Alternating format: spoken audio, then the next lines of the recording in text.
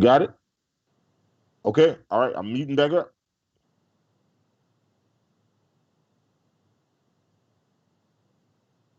A wizard is never late, nor is he early. He arrives precisely when he means to.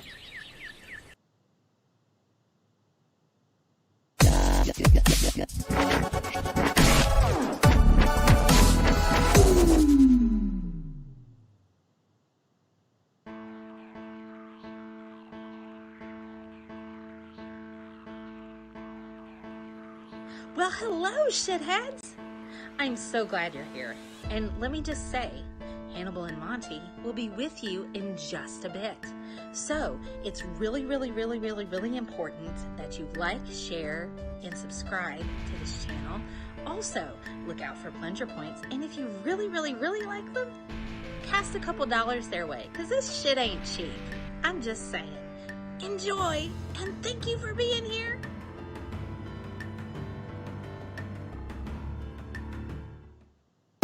I am surprised that you agreed to do it. Why are you sitting down with us today? I'm very tired of all of the lies. I've been hearing things and seeing things on the blogs, and I'm just tired. What are the lies that you're hearing that disturb you most? Oh my God, all of them. Have you done anything that you regret? Have you done anything wrong? Lots of things wrong when it comes to women. Handcuffing people, starving people. Handcuffing people, starving people. In his mind, everybody's lying. I said, but there's so many people who are telling the same story. And he kept going back. I said, but the women don't know each other. He said, how do you know they don't know each other? On social media, you're connected. He thinks everybody's trying to do a book deal or they're trying to do All you have to do is push a button on your phone and say, R. Kelly did this to me. I have been assassinated. I have been buried alive. But I'm alive. Somebody, I'm fearful this guy could hurt himself. I mean, his back is against the wall. He's financially in very serious trouble. He couldn't afford his bail. He couldn't afford child support. So today he was arrested on this. This is not about music. I'm trying to have a relationship with my kids, and I can't do it. And I can't do it. And I can't do it. What? Y'all just don't want to believe the truth. All you have to do is push a button on your phone and say, R. Kelly did this to me. I have been assassinated. I have been buried alive. But I'm alive. I'm so sick of giving Robert Kelly don't get it. This man constantly and consistently has proven that he deserves all the credit he deserves for being stupid, okay? If you haven't heard, Robert Kelly sat down for an interview with Gayle King. This is not about music. I'm trying to have a relationship with my kids, and I can't do it. And I can't do it. And I can't do it. What? Y'all just don't want to believe the truth. Bridge to Captain Picard. Go ahead. We've just received word from the fleet. They've engaged the Borg. Mr. Data, put Starfleet frequency 1486 on audio. Aye, sir. Stan is not a great Eminem song. No, I did not say Stan is not a great Eminem song. What did you say? What happens when a masked producer and a headphone-wearing comic book artist get together to talk music shit, comic book shit, and political shit on the internet? Monty. Hannibal the Beat Animal. Hannibal and Monty shit show. Holy shit! My name gets to be in the title this time. Hannibal and Monty shit show. Why is my name second? What kind of shit is this? Hannibal and Monty shit show. Let's talk some shit. Get your shit together. Get it all together and put it in a backpack. All your shit, so it's together. And if you gotta take it somewhere, you know? Take it to the shit store and sell it. Or put it in a shit museum. I don't care what you do. You just gotta get it together. Get your shit together. Yeah, so, all right, hold on, wait, there we go. All right, so what happened was she got in the car and she just started crying at me immediately. and started talking to me about how she was so sorry and that she's marched for Black Lives Matter a bunch of times. I didn't know what to do.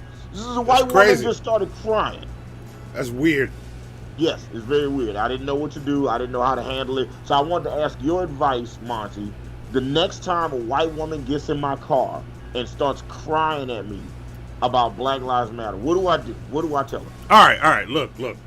I'm gonna explain it this way, but wait. 1 second. Why the fuck am I the white woman whisperer?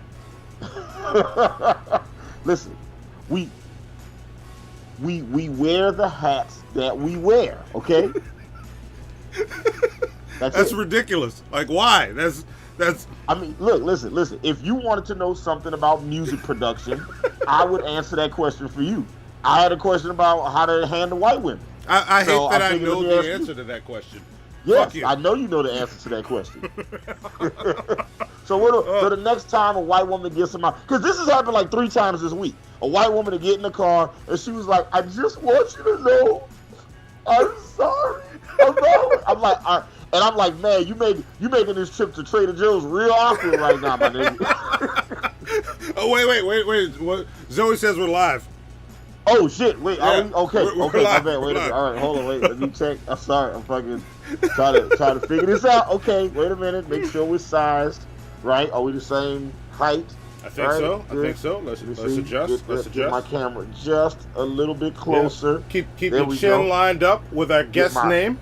My Batman shirt on right there, and we are live. Are we live, Monty? We are live as fuck. That's what I like to hear. Welcome to Hannibal and Monty Shit Show. I am Hannibal the Beat Animal. And I am Monty.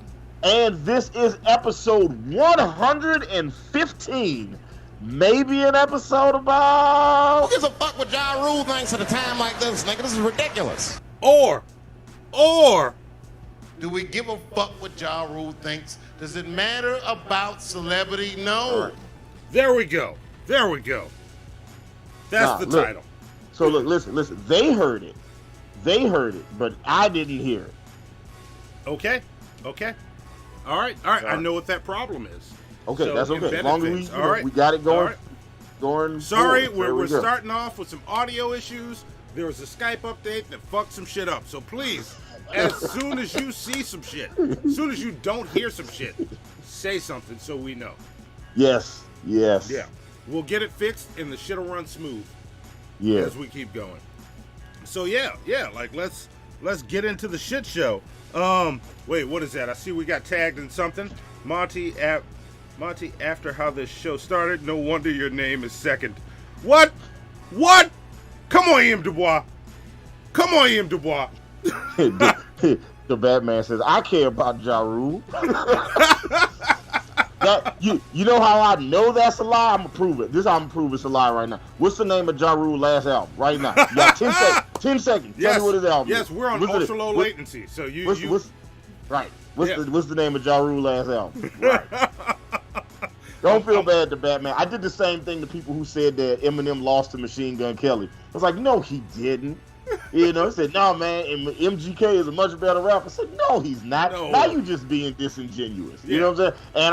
And I'll prove it. And I always be like, yeah, what's the name of... I said, Machine Gun Kelly's put out 2 albums since his beef with Eminem. Name one of those 2 albums. Yep. I'll do you one better. Name a song on one of those 2 albums.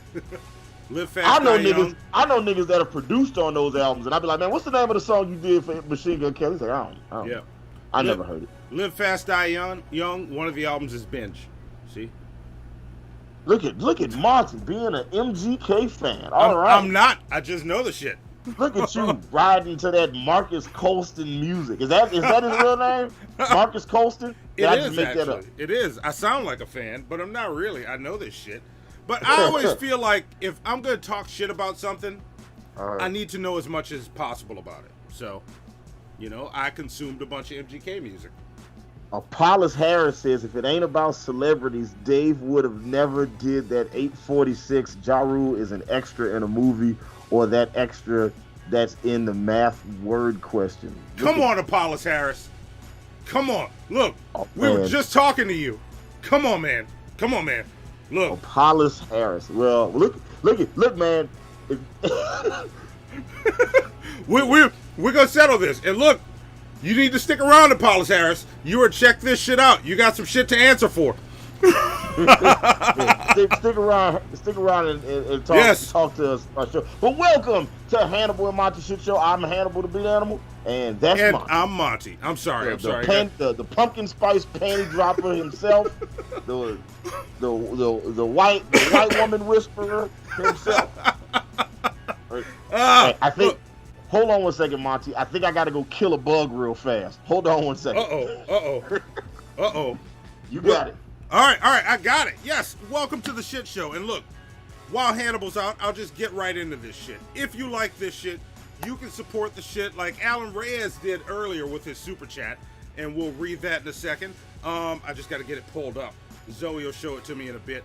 Or you can click the very first link in the description, which is 5h1tshow.live. You can also support us on Patreon and catch the pre-show.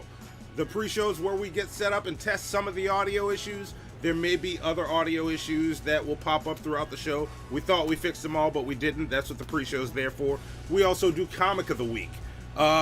We review random trending videos on YouTube. We just, talk some shit with people that support us with dollars. Thank y'all for that.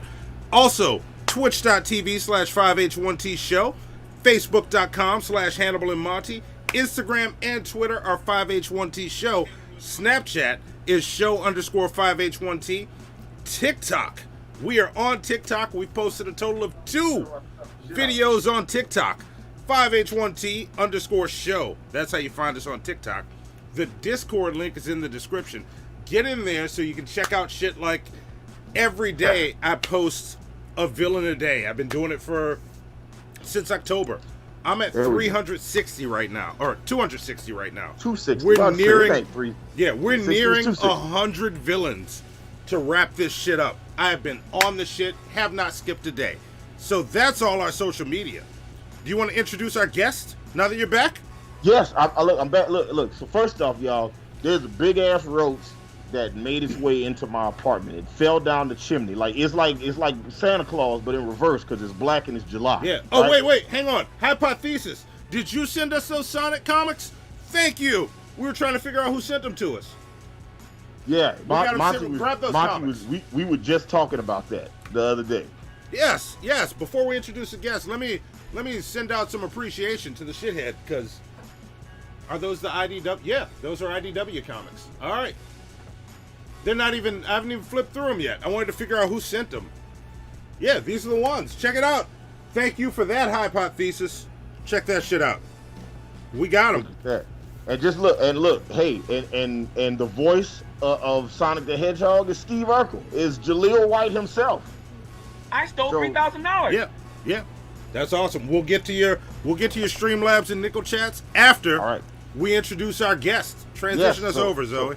Yeah, so let's introduce our guest. Also, look, I gotta tell y'all, look, there was a big ass cockroach that fell down the chimney, and my girl was freaking out, and I heard all I heard was shit moving around, and I was like, man, I gotta go do something, and then I went in there to help her out, and she killed that motherfucker on her own, no help. She just grabbed some of my big ass shoes. There's shit all over. It looks like a goddamn war happening in my living room. It looks like a bunch of midgets had a Royal Rumble in my living room. But it's dead. She killed it, and all I had to do was pick up the carcass and get rid of it. That was it. Yes. She did it. Yes. And it looks like we're having some video issues, but we'll figure it out. Video issues. Yeah. But we'll get it fixed. I'm just. So, I said, Raychel, are you still there, or are you not there right now? No, I'm here. Okay, right. Good. We can't see your camera, but I hear your voice. Here we go. It should be on now. Bam! There we go. There it is. There we go. So, there we go. Ladies and gentlemen, everybody watching Hannibal and Monty Shit Show, I would like to introduce my good friend Raychel Jones the Great from the creator of IB Daily. I'm gonna hand it to you, Raychel. Tell the people who you are, what you got going on in your life. You know what I'm saying? And then I'm gonna tell y'all why she's awesome. There you go. I think my screen went. Can you still see me in the screen at the bottom? Yeah. Yeah. You're good. You're good. Zoe's just doing stuff. That's on your end. Oh, Yeah. okay, no problem. So, first of all, I love the intro. Thank you. I love it. You did a really great job. You added the great at the end, and you know what I'm saying. So you did your thing. But thank you so much for having me. This is gonna be really, really fun. I can already tell by the intros and by y'all energy.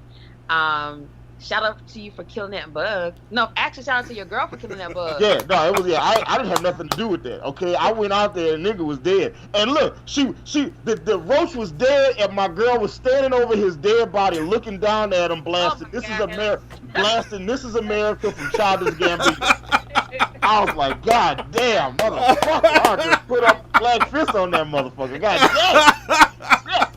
Damn. All right. I was like, I never thought about that. The next time I gotta kill some bugs, I'm finna put on some Childish Gambino. I'm gonna go put the camp album. Yeah. The bug outside. Why do you have to kill them? You don't have to kill bugs. No. Just put them outside. First off, Rachel, he was trespassing. All right. Yeah. So, yeah. He knows not what he does. He's a bug, Hannibal. Well, that's what. Look, it's like some mistakes you only make once. All right. Yeah. Like dating white women. There you go. Damn. Next time, shoot them outside, okay? All right. Next time, I'll do. You know that happened one time. There was like a mouse at Phillips Arena. This motherfucker was running around during the fucking Hawks game, and everybody's freaking the fuck out. Like, it's a mouse.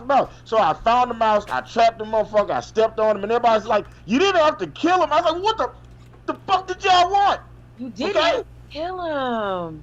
I had killed the shit out. My gosh, you could put him in a little thing, walk him outside, usher him to the deck. Come on, you didn't have to kill him. Look, Phil Oliver Hole says Hannibal is a white cop of bugs. Ain't that a bitch? Damn. Damn. He just, all right. Okay. He just threw that label at you. Fine. Anyway, Raychel Jones, I Be Daily. Tell the people who you are, what you got going on, and then I'm gonna tell them why you're an awesome human being.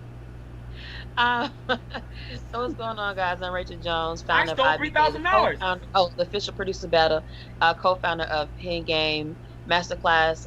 We do awesome events for producers and songwriters and artists in between. We have beat battles, we have panels, we have masterclasses. So anything that pertains to the education and exposure in a good way for said producers and songwriters, then I'm your plug. And I've been doing this for some years now. I got my start in college. At the college I worked for Interscope, then Atlantic, and I moved to Atlanta, and I started I Be Daily, and here we are rocking and rolling. So that's it. In a short perspective, yeah. Yes, and look, so y'all know Hannibal the Beat Animal. I am the king of beat battles. I reign at the top of the mountain. I've won more battles than anybody else on the goddamn planet. So back in 2010, right? It was right in 2010. I did Rachel's battle, the I Be Daily beat battle at what was it? It was on Spring Street, Spring and Ford, right? And I did the battle. I got in her battle, and I went up against this guy, and I just destroyed this guy. Like, I just fucking buzzsawed through this guy and just tore through him. And the judges, one of the judges was from Grand Hustle, one of the judges was from DTP,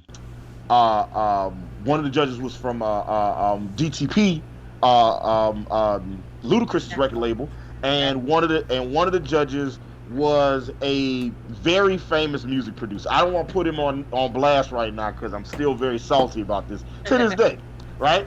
And all three judges gave the battle to the guy I went up against. All three judges gave it to the other guy, not me. And they said the reason they gave it to him is that they would not give me the win because I was wearing a mask, right? And Raychel Jones, who was the person throwing the event and hosting the event and curating the event, went on stage and got in the judges' asses about that shit. Like, hey, y'all are supposed to pick the winner based on who plays the best beats, not based on what they wear and this, and that, and all this type of shit. It did not change the judges' minds at all. For you. But she did. But she fought for me. She fought for justice, and she wanted the best people. And I never forgot that shit. And then after that, like years later, it was 2013. I got in your battle again and ended up winning the battle.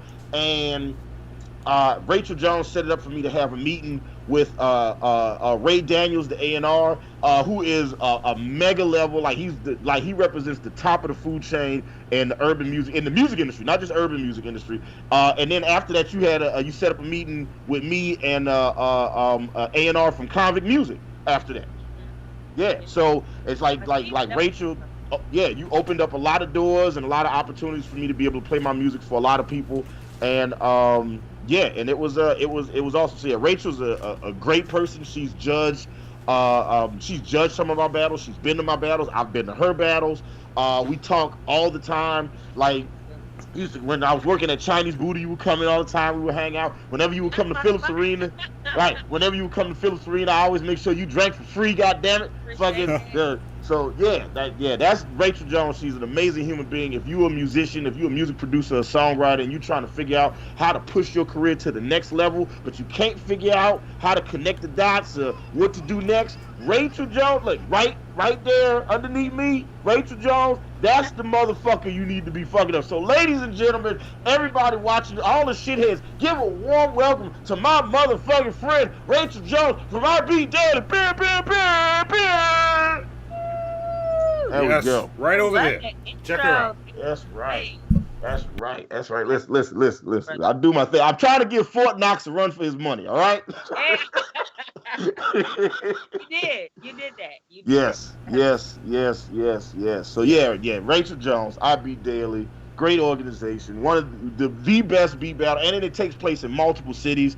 Then you do the thing every year where you take the winners of the big beat battle and you take them out to LA for Grammy week and stuff. Like, man, Raychel is doing so much shit, and there's so many great producers that are getting placements and opportunities from your venues. The first time I heard a Guy Furious from you and your battle, and somebody else I met and built a relationship with from your battles is Blanco Brown. And Blanco, the guy who wrote, Go and Do the Two-Step and Cowboy Boots. And Blanco, you know what I'm saying? He's a singer-songwriter. He's been out here in these streets, just getting it in for years. And I met Blanco because of Raychel Jones. I'll be there.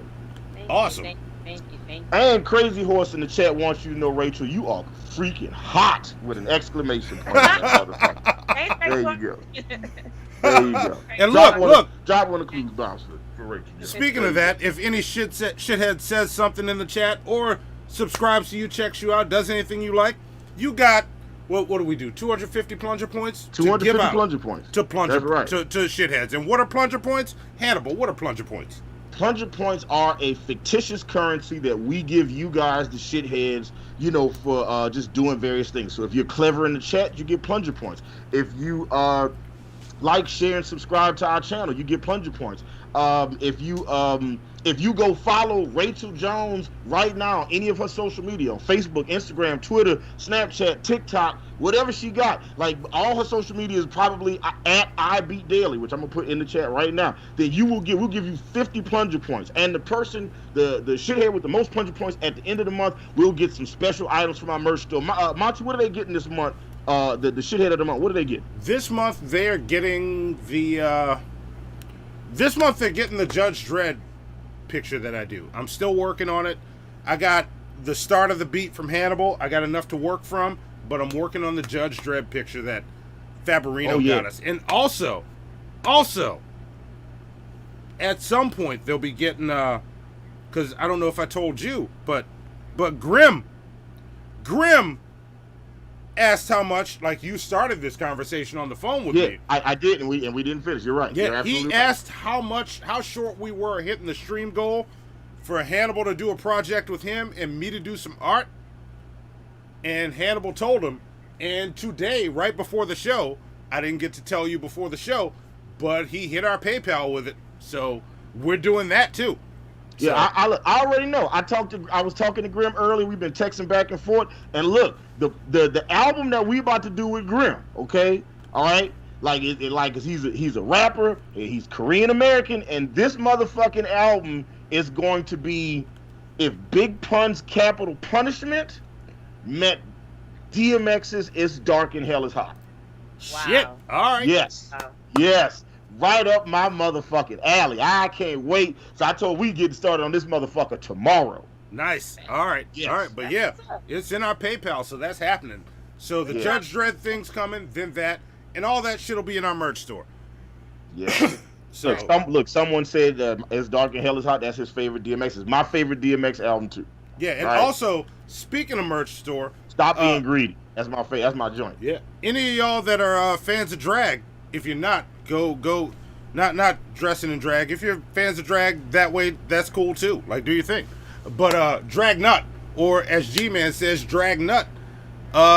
Some of his shit might be popping up in our merch store too.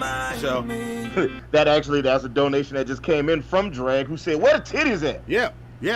So me and Drag are gonna talk about that tomorrow. Like, so check our merch store, 5h1tshow.live. Like, his merch will be popping up in there. I'm gonna segment it off so that there's a drag section. So, but yeah.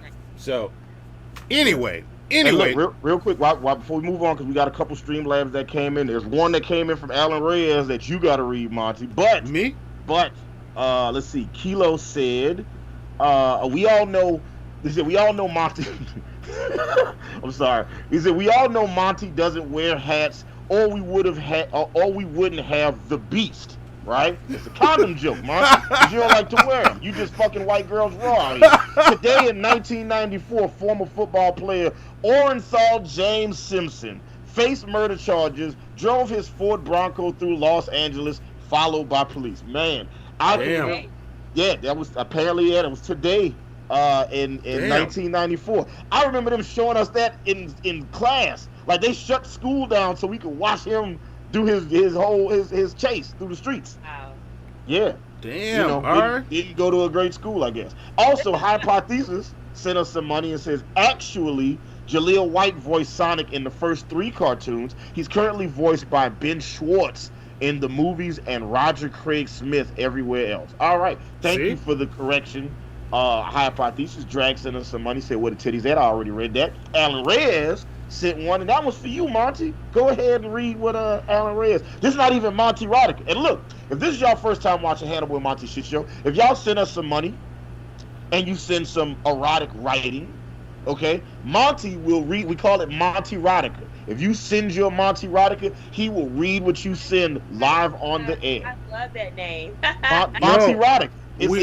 Look, don't encourage him, Raychel Jones. Right? He loves it. He said, Monty tells me him and his white girlfriend have so much better sexual interactions because of Monty erotica. Just fucking stop. Like, he doesn't want to admit he's like, y'all can't see because he kind of dark skinned, so he's like, when dark skinned people blush, they don't turn red, we turn purple, like we holding our breath. But like, Monty said that he tells me all the time that it makes his sex life, it enhances it so much more. No. So look, listen. Live your truth, brother. Live your truth. Anyway, Alan Reyes sent something. It's not Monty erotica, but that's for you to read. See, and he said all that to set me up. So this sounds, fuck you. Do you want it to be Monty erotica? No. Zoe, can you go full screen for a second? There you go. Let's go ahead. Let's you know what? Let's turn this one into Monty. Zoe could go full screen. See, and watch. The audio is gonna be all fucked up on it. Like, there we go. There we go. And go ahead and play the theme music for Monty erotica. See, it's playing. Y'all just can't hear it. Oh, Rachel can't hear it? I can hear. Oh, I hear. Okay, I hear it live on the show. Okay, there we go. All right, there we go. So here we go. I'm gonna set up for you. Here we go. And now, for the latest edition of Monty erotica. It's not Monty erotica. This is not a thing. Ladies and gentlemen, the stick man, Monty. There you go, brother. I got you. I'm just gonna read this one straight out because you set me up. This one says, look, the people, they gave us money. They gotta give the people what they want, okay? They want that sweet mahogany throat you got, Monty. Now give them what they want. Nobody wanted that with this. I'm just gonna read it like I would normally read it. Fuck you. I'm not falling into your trap on this one. This is not what that was. It says, I wonder if the pits on Tulsi Gabbard's face are deep enough to carry a money shot. That's disgusting, Alan Reyes. And if anybody can clip that out and send that to me, I'll give you 100 plunger points. Thank you very much. All right. Now, come on, let's get to this show, man. We got Raychel Jones hanging out with us. You know what I'm saying? Let's do this shit. You know let's get right into it. Let's get into the first segment. And look, just so y'all know, all Monty erotica isn't gonna be, the long hours and hours of lovemaking. Sometimes you just gotta settle for that quickie. That quickie. There you go. That quickie. I tried to say it twice. I don't know why I had to put an adjective in front of quickie, because I feel like quickie already does that, but still, it's it is. Nope, I don't like it. You don't like Monty erotica? You don't like the fans being satisfied, Monty? I did not. Look, let's go into Have You Heard This Shit? You set me up. I'm not falling for it. Have you heard this shit? Let's do it. Here we go. Look. Oh, I think it's coming. There we go.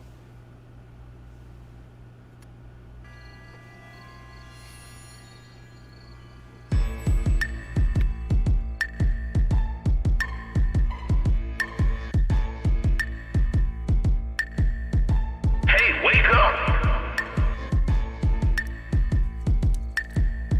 Wake your punk ass up.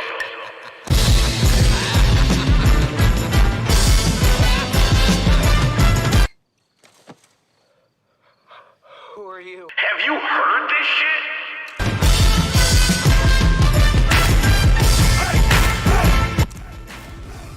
Okay, all right.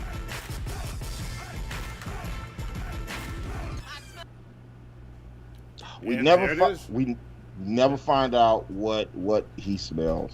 We never get to it. Always the cutoff. Always cuts off. So, this edition of Have You Heard This Shit, we will be talking about Lady Gaga's newest album, Chromatica. Now, if you've been living under a rock for the last decade and a half, you might be wondering, who is this Lady Gaga person you're talking about? Well, Stephanie Joanne Angelina Germanata. Shut up, that's her name? Ugh. Yeah. All right. Okay. Yeah. Stephanie Joanne Angelina Germanata, born March 28th, 1986. Or Doc from the Animaniacs. Yeah, she's an Aries. Look at that. All right, look at that. Known professionally as Lady Gaga, is an American singer, songwriter, record producer, actress, and businesswoman. She is known for reinventing herself throughout her career and for her versatility in numerous areas of the entertainment industry. Lady Gaga began performing as a teenager, singing at open mic nights and acting in school plays. She studied at the Collaborative Arts Project 21. Don't know what that is, but it sounds important. Through New York University's Tisch School of the Arts. Look, I didn't even know your girl had her own school. Monty, look at that. Learning shit every day. We like to keep that shit private. Before she dropped out and pursued her own music career, Oh, thank you very much. I'll get to that right after Have You Heard This Shit? When Def Jam Recordings canceled her contract, she worked as a songwriter at Sony ATV Music Publishing. I didn't know that either. That's crazy. Where Akon helped her sign a joint deal with Interscope Records and his own label, Con Live Distribution. She had some hits. She's had such hits from her first album to fame, called Just Dance, Poker Face, Bad Romance, Telephone, Alejandro. Look, if y'all don't know who Lady Gaga is, I don't know what to tell y'all. Like, she's one of the biggest, fucking artists on the goddamn planet. Yeah. You know what I'm saying? Yeah. So we are talking about her newest album, Chromatica, which is her 6th studio album. It was released May 29th by Streamline and Interscope Records. Originally scheduled to come out April 10th, the album's release was delayed for several weeks due to the COVID-19 pandemic.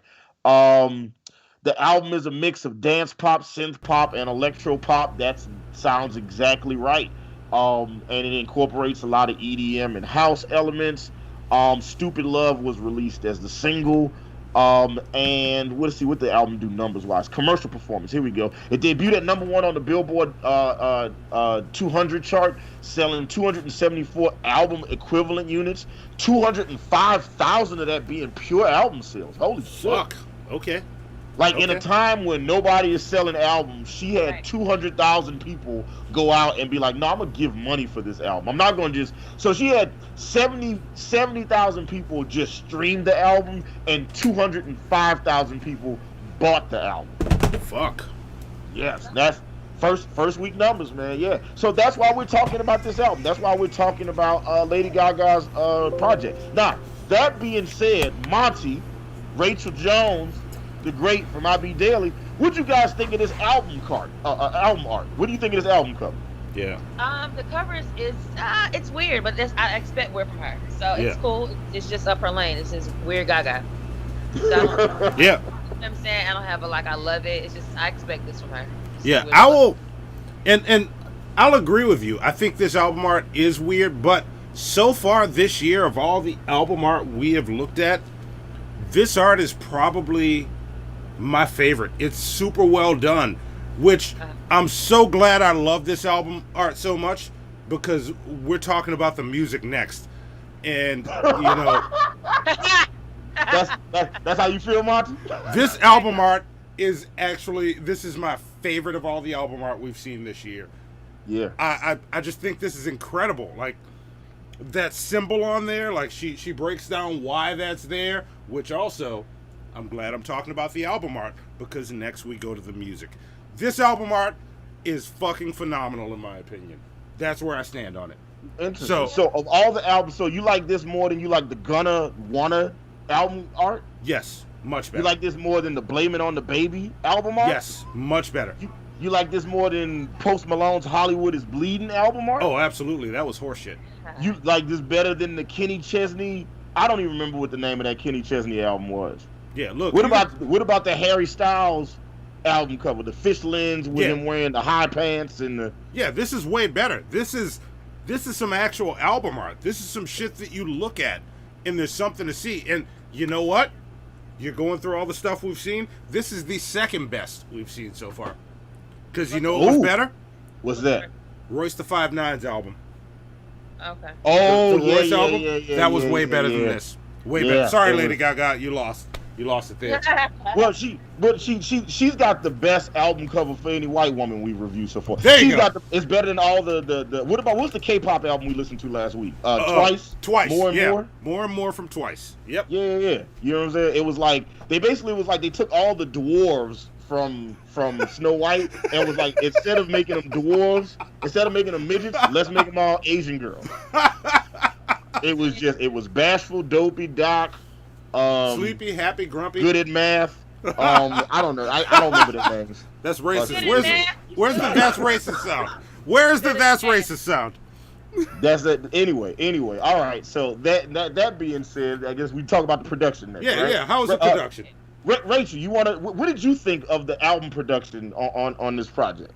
Much like the artwork and it being her, it's just like I love her because she is who she is. Yeah. Mm-hmm. You know what I'm saying? Like, she's gonna stay consistent and it's gonna sound amazing all the way through.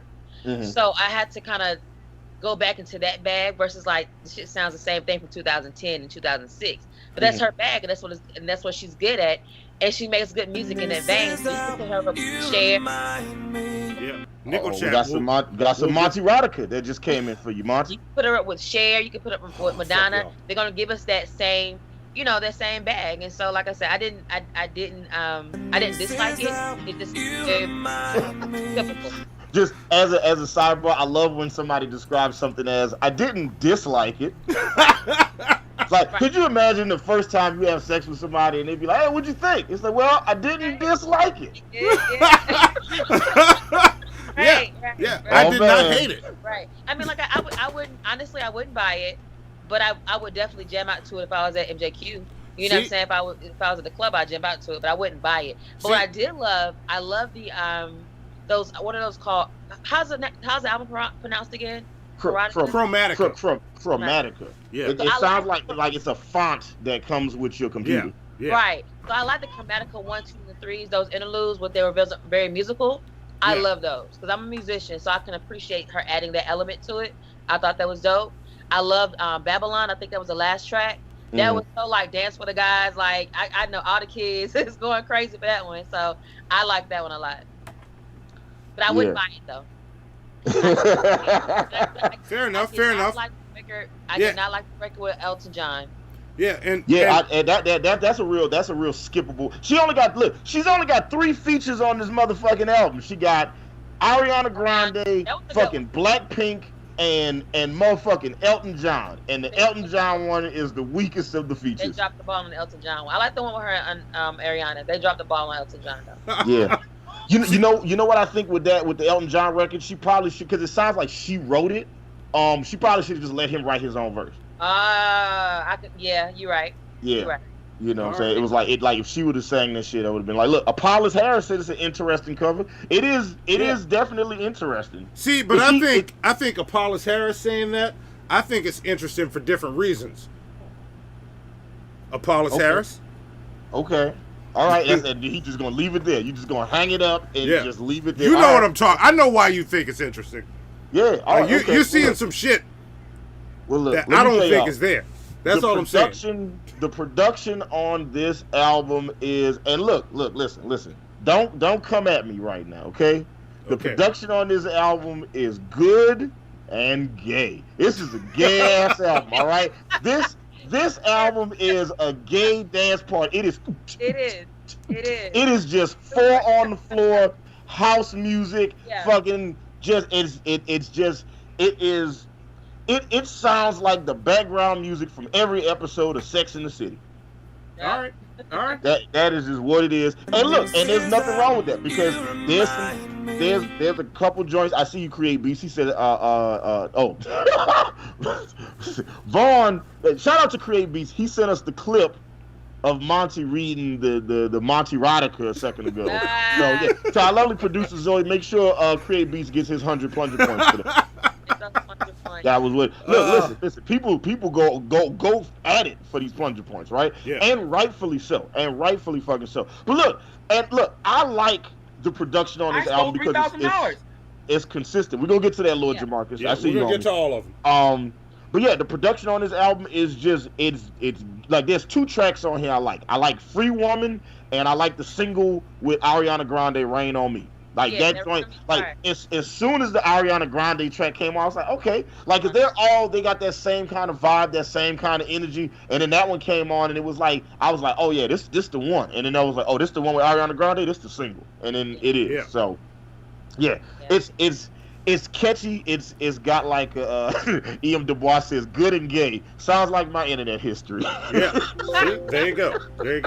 Look, it's not bad. It's real good. Like this would be like if you were in a spin class. This is the album that you want playing in the background of your spin class. And if dudes is like, well, I'm in a spin class and I like listening to heavy metal, I like listening to trap music. My nigga, you shouldn't be in spin. Right. Yeah. The spin is not for you. All right. Yeah. And look. I don't want to cut you off if you have more to say, because I'm just it's that Lord Jamarcus says, did Hannibal just give me points for sending? No, you gonna get your points for sending the other Hannibal. Lord Jamarcus took all the Monty eroticas from all the episodes and clipped them all out and then sent them all to. Yes. Fuck you, Lord Jamarcus. Yeah. Fuck so you, Lord give him. Jamarcus. Make sure he gets 100 plunger points as well to our lovely producers. But yes. Those are my two standouts. Rain on Me and Free Woman. I think those are the ones that if you have to listen to this project, I mean, you know, that's where I would go. Okay. Well, all right. Well, I fucking hated this album. Like this album pained me to listen to. I just did not enjoy it, and while listening to it, was it the gay Monty? Wait, no, hear me out. Okay. While listening to it, I put it on and I'm like, oh, this song's terrible. If I wasn't doing this for the show, I would have skipped it already. The next song comes up. If I wasn't doing this for the show, I would have skipped it. I don't have standouts, by the way. It was every song, and I finally came to this realization. As Hannibal said, this is a very gay album. Yeah. Like, and I realized, oh, it's a very gay album. It's not for me. So I tuned my ears. I was like, this isn't for me. Let me try and tune my ears and hear what could be good about it. And I couldn't find the frequency. So I hit this point where I was like, I think this album is too gay for even gay people. Hear me out. So, Monty. Okay. It got me to this point. I was like, you know what? Let me ask some gay people. I had some gay people check this shit out. I would get video, but they didn't want didn't want to be on camera, but I got a text from one of them. Okay. And the reply he gave was, LOL, actually I can't stand her. She's way too full of herself. Her voice isn't that great. She relies way too much on her gay audience that needs to open their eyes and ears and quit eating up everything she throws at them. So yes, this album is too gay for gay people. Wait, is this a black gay or a white gay? White. This is my favorite gay. Like, I love this dude. He's got the white gays are your favorite gays, Monty? That's fucked up. They got a whole parade about you, nigga. Okay, fucking, the Supreme Court just passed rights for those people. This particular guy, like, I fucking love you, dude. All right. Get that beard back. Looked awesome. Oh. I would agree with that though. I think like when that's I guess to my point or to his point, she relays just in her bag, and her bag is gay. Yeah. And it's like it's gay white too. Let's say that because gay white men love Lady Gaga. Gay black men love Rihanna and Beyonce. Well, they really love Beyonce. God, fucking gay black guys love Beyonce so God. Again, she's doing the she's just doing the same thing again, like your Chers, like your Madonna. So she's that next person. But all those people, same thing. The white gays love Cher, love Madonna still to this day, and they'll love Lady Gaga just as well. Yeah, I just don't think she's as good as you know I've been to all them concerts too at Phillips Arena, so I've been to all them motherfuckers too. But look, listen, I challenge you to go hang out with your gay white friends, go party with them, all right? And you don't gotta do nothing crazy. You don't gotta fucking douse your chest in glitter. You don't gotta go get a fucking unicorn tattooed on the side of your face and no shit like that. Just go hang out with them. White gay guys know how to fucking party. They have a whole different type of fun, all right? Yeah. And look, and also in the chat real quick, Josh Hervey, we got you. Like, send an email to Zoe at sweethalloweenandcollardgreens.com. We'll get information, we'll swap information, and we'll fix it up. Like, but yeah, that's all I gotta say. But I just saw him in the chat. Which explains why I selectively like Cher. Yeah. I don't think Lady Gaga does it as well though. Like I really you think so? Yeah. To me, I don't think she does it as well. When I heard it, I was like because I've heard all these other songs and the like those Cher type songs, and I'm like, all right, I can see why you like this. I couldn't find it in this album.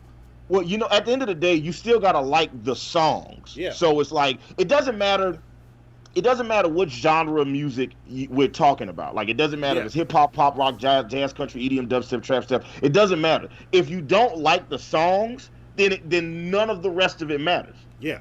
None of it matters. And it's like, and with this, the songs that I liked the most, it was like there was songs that use certain chord changes and progressions. Like the music is produced beautifully. Like it's top notch industry shit. Like the production, everything about it like it fits the exact mold that I expect for this. Like I feel like this was kind of a safe album for Lady Gaga. Very you know safe. what I'm saying?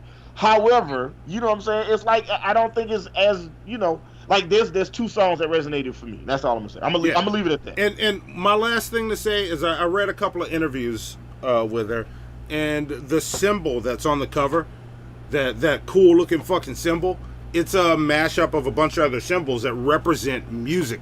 And this album was supposed to be about her love of music, and I love gay music. No, what I heard was if this were a friend of mine that came to me and said, "Look, I made this art to give to my girlfriend as a symbol of my love," and they showed me the art equivalent of this album, I'd be like, "Don't give it to her. Go redo it. Go redo it." Like that. Hypothesis says she loved music so much she couldn't help but rape it. Yeah. God Like damn, don't do this. Don't. But you know what? Take your plunger points. E.M. Dubois says, for me, Gaga's music is either perfect bullseye or a major miss. Yeah, I can see that. There you go. I can see that. I actually can. I can see that. Yeah. I just always think her music sounds all the same. If you're gonna like it, you're gonna love it. Like. But I feel like when she did her first two albums, that like sonically she was doing stuff that nobody else was doing. This album sounds just like Dua Lipa's album, except Dua Lipa's album I think has better songs on it. All right. John there we Vice go. says Lady Gaga's bad mixtape for her gay mid-school beard. Oh man, John Vice. Too far, John Vice. Damn. Too far. Damn. Ouch. No. Ouch. All right. All right. So now that we've done that, okay, we talked about look, this out. yeah. Let's get to the whatever. Did we get Streamlabs and Nickel Chats? Yes, we did. Let's we see. did, Monty. And there is some what we got. more Monty erotica for you. Oh, fuck y'all. Yes, but I'll read everything else we got before that. Let's see. Lord Jamarcus says this is for Hannibal to read in his sexiest voice possible. Yes. Yeah, he said. Oh man, I don't know if I'm gonna do this one justice, but he says. Do it. Hold on 1 second. Do it. I can hear y'all. Do it. All right, let's see. Monty, I want you to draw me like one of your white girls. Don't ever do that again, Hannibal. No. Listen, no. I tried. I did my best. All right, I love it. As it draw me, Monty, draw me like one of your white girls. That's awesome. Create Beat sent us a dono. Thank you very much, Vaughn. He said I sent the clip to Hannibal, and you shall have your 100 points delivered to you. Thank you very much, sir. Yeah. Brian Harris says if Monty loves the album art so much, he should do a Monty erotica describing it. Hashtag Bow Chicka Wow Wow. Yes, and Mistaken Reaper sent us some money. He says hope everyone is doing well. Also, everybody in the chat, please show some love to Mistaken Reaper. He is going through a very tough. It's been going through like a tough fucking year and a half. You know what I'm saying? And Mistaken Reaper, look, man. Like I said, if you ever need somebody to talk to, you can hit me up, hit Monty up. You know what I'm saying? We can hop on the phone, hop on Discord or whatever if you need to talk. Yeah, we got you. If you just need to vent and just want us to listen, just let us know, man. We here for you, okay? Yeah. This is a family. This is a community. Look, I tell people. I was talking to somebody the other day, and I was telling them like, look, I don't care how strong you think you are. All right, like fucking Superman is strong as hell, and every now and then, even that nigga needs the Justice League sometimes. Yep. All right. Truth. Like, don't ever feel like you got to go through anything by yourself. Look, it's like Roy said. Check up on your strong friend. Yeah. Yeah. Yeah. Those be the ones who need it the most. Yep. They're taking it from everybody else, you know? Yep. That's right. But now that we've done it, tell the producer Zoe, go full screen because we got some more Monty erotica to read. All right, there we go. Monty. Oh, this is a good one. Alan, you did good on this one. Can you read it, Monty, or do you need me to send it to you in Skype? I have the shit in front of me. You got it? Okay. All right. Hold on. All right. I was hoping we'd forget. And now, for the latest edition of Monty erotica, ladies and gentlemen, the Stickman. Why you gotta do so many fucking pauses? Can't you just get to the shit? Look, so just Raychel Jones, I wish you could hear the music playing right now for this, okay? It is incredible. And it's a track that's produced by me and my production team, Team MFN, and Kyle West, the man who produced Where I Want to Be for Donnell Jones. Oh, cool. See? Yeah. And so you're just gonna hold me? You're getting some next level shit right here. Yeah, you're just gonna hold me here on this screen, waiting to say some bullshit. From Alan Reyes. First off, it's not some bullshit. It is amazing, all right? Wow.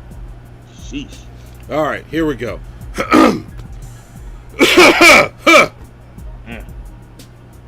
Stickman got the ready, rare. baby. Get that throat ready, baby. Get it ready. Fuck you! Stickman got the rare opportunity to make love with Emily Blunt. Her white face was too irresistible. So without warning, he blew his load all on it. Fuck you, Alan Reyes. Fuck you. Fuck you. Listen, okay? I need to look. I got to dab my brow on that one. Shit. Snap. Golly. Look. Oh, you know look what? At that. Amazing. I'm not even gonna reply. The Batman. Oh yeah. There you go. Fuck all of y'all. There you go. Look, everybody watching the shit show, just send a couple dollars in and write your own Monty erotica, and Monty will read it on the show. He said it makes his sex life better. We're gonna talk about this after the show. We got to set a dollar limit for this shit. Yeah, $2. $2 is the limit. No, for $2, yeah. No, this shit is changing for next show. This shit is changing. We're setting a dollar limit. like we're setting a dollar limit where this shit gets read twice, text to speech, than me. So John Vice says, "Damn, Monty's voice is making me want to listen to some Lady Gaga." Fuck y'all, you know. I think take your plunger points, John Vice. Take your plunger points. See, I kind of want to change the show notes because I want the next segment to be What's Eating Monty, but I'll just roll into What's Eating Hannibal. Yeah, don't do that. So What's Eating Hannibal? Oh, we gonna go right into What's Eating Hannibal? Yes, let's do it. Right. Here we go. Let's do it. And we got Raychel Jones with us on the show today, so she might really like this What's Eating Hannibal, because this is one that I'm sure she can. Let's roll my theme. Zoe, roll my theme music. Let's do it. Often imitated but never duplicated. Yeah, that's it. OG, original gangster, original gangster, original gangster.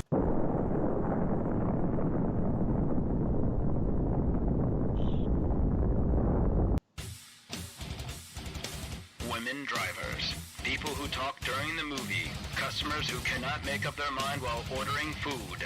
They shit on LA, they shit on Chicago, they shit on Miami, they shit on New Jersey. New Yorkers, Atlanta Falcon fans, possibly people from Alaska. They hate Canadians, they hate the South, they hate the rain, they hate the snow, they hate murder, they hate crime, they hate fucking everything. They hate the Knicks when they're winning, they hate the Knicks when they're losing. Indecisive morons, blithering idiots, humans. These people have formed a burning question. What is grinding Hannibal's gears?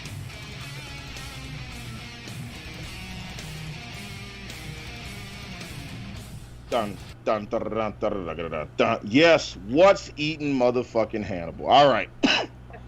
Excuse me. All right, so here we go. Let's do this. I had to just switch my mask up. I had to get ready. Okay, so the other day, I had this rapper hit me up asking for beats. Okay, I asked him what type of beats he wanted, and he gave me a disposable, throwaway answer. Something like, I know you got that hot shit. Just send me that. Okay. Now, for those of you that don't know, my back catalog of beats has over 25,000 beats in it. Okay? 25,000 beats. I have been a professional music producer for over 22 years. So I want to express to y'all how incredibly frustrating it is when I ask someone what kind of music they want me to send them, and then they say, send me that hot shit. Okay? There are so many genres of music. Okay? There are so many genres of music. There's hip-hop, R&B, jazz, country, rock and roll, gospel, folk music, Tejano music, electronic music, blues, classical, and so many more. And then inside of each genre, there are subgenres. So, if you like rock and roll music, within that genre, you got punk rock, grunge rock, British rock, alternative rock, soft rock, prog rock, indie rock, heavy metal, and whatever the hell you call what Dave Matthews Band does. All right? Is it jam band? Is it jazz folk rock? Is it alternative college? Who knows? Anyway. And if you look in the subgenre of heavy metal, you have power. That's right. We're going to get to that in a second. If you look in the subgenre of heavy metal, you got power metal, you got black metal, you got scream metal, you got death metal, you got speed metal, acid metal, and then once you dissect all of that, you got to deal with fusion genres like Christian metal or country rap or rockabilly or Nintendo core, right?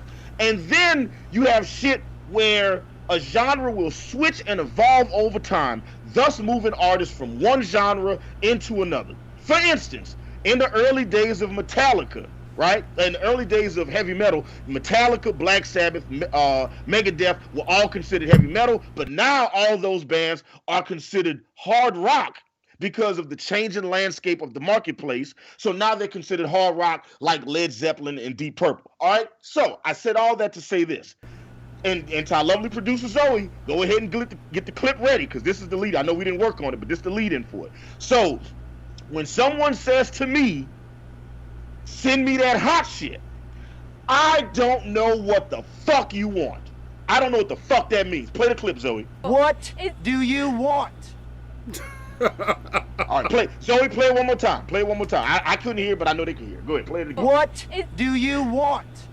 That's right. I don't know what you want, okay? So this guy, I scanned through my immense catalog of beats and music, and I send this nigga 50 beats, okay? I sent him 50 fucking beats. I sent him 50 beats. And these beats vacillate through various subgenres of rap, from East Coast to West Coast, from bounce music to trap music, battle beats, placement beats, slow beats, fast beats, up-tempo, mid-tempo, lo-fi, boom bap, sample beats, original beats.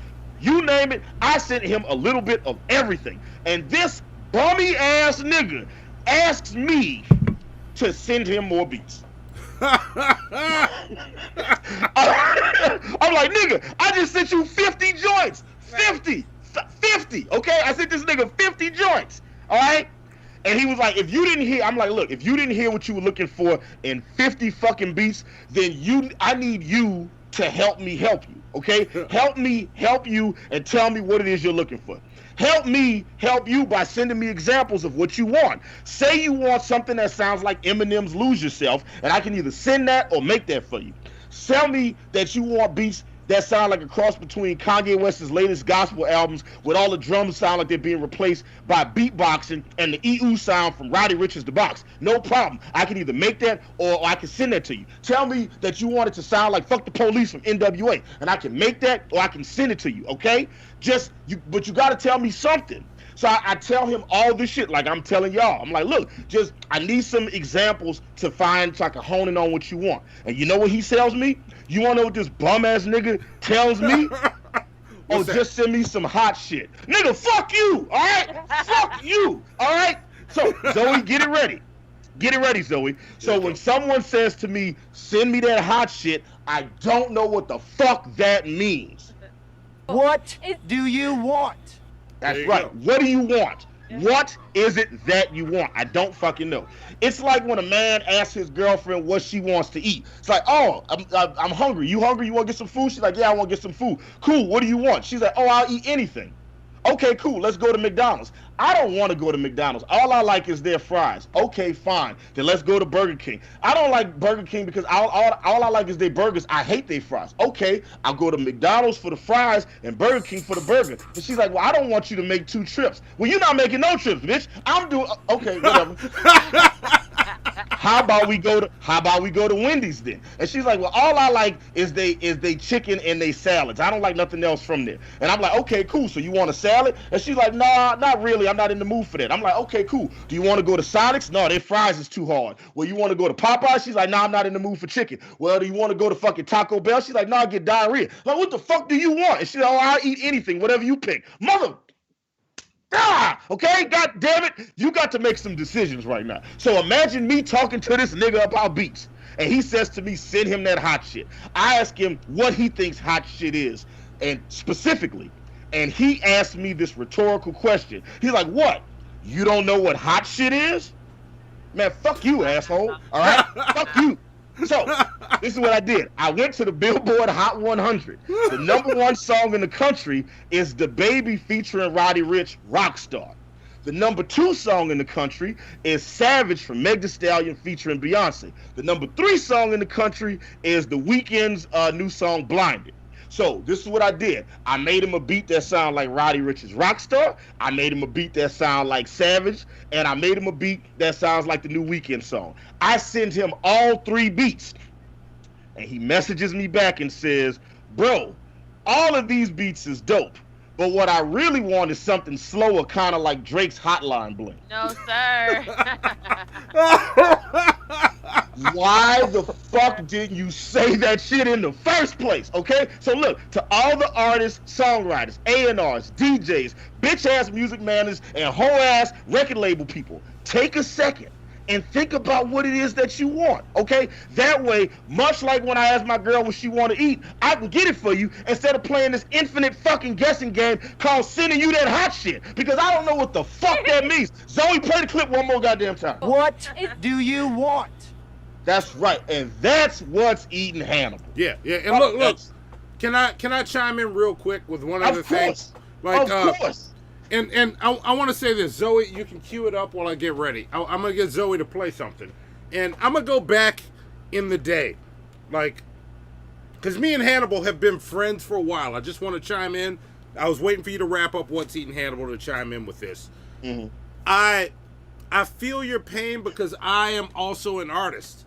So when I and the Mongoose came to you about doing a song for Monty and the Mongoose's little show, we came very specific. And if y'all are wondering how specific we were, Zoe, just play the audio. You don't have to show the video. Just play it. Check this out. You'll hear some music in the beginning. It's from the old YouTube channel. But yeah, check this out. This is how specific we were, and Hannibal reacted to it. But he got the job done, and the shit was awesome. Oh. The intro music that you heard when the show started was created by none other than Hannibal the Bean Animal. Yeah, Hannibal, myself and the rest of the team, MFN, Johnny Brasco, Ace One is Clark Kent. Yeah, the three of us, when we get together, we can pump out music pretty quick. It was a fun experiment to do because you guys wanted us to make something that sounded like a cross between Nerf Herder and Kool Keith, which, you know, for anybody who doesn't know about Nerf Herder or Kool Keith, it would be like somebody asking you to make a sandwich out of pancakes and tuna fish. Okay, it's just like, it's two things that aren't supposed to go together, and then it was just like, hey, can you make this work? You know, so describe the McGriddle. Also, yes. Also, that is how they made the McGriddle. I feel like they took that conversation and then McDonald's was like, that sounds delicious. It's not. It's not at all. Oh, Monty, we can't hear you no more. There you go. All right, we did go to him and give him Nerf Herder and Kool Keith. Be like, yeah, we want something that sounds like these. It was Bow to the Master, and I forgot what Nerf Herder song it was. Yeah. I totally forgot about that until you played that just now. That's amazing. Yeah. But look, and I work good on examples, and most music creators, most musicians and songwriters, if you give them a specific lane and say, hey, this is what I'm looking for, right? Like if he'd have said, I want something that sounds like Hotline Bling, I could have made that shit. You know what I'm saying? But you didn't say you wanted Hotline Bling. You made and I sent this dude I sent him 50 beats. Come on, man. Bruh. Come on. And the worst thing is, he might be watching the show right now. Yeah. Yeah. You should have been like, just call me on my cell phone. Fuck you, Monty. Fuck you. And look, to Raychel Jones, you've been look. Even I know I just finished my What's Eating Hannibal, but you've been in the music business for a while, and I know you've had that same shit happen. Where it's like you got to send an A&R, an artist, some shit, and they're not clear about what they want. What advice would you give to anybody, or how do you deal with that stress? Well, it kind of is unfortunate for you, the creators, because it's like people are asking for things that they don't know. They don't know because they don't know music.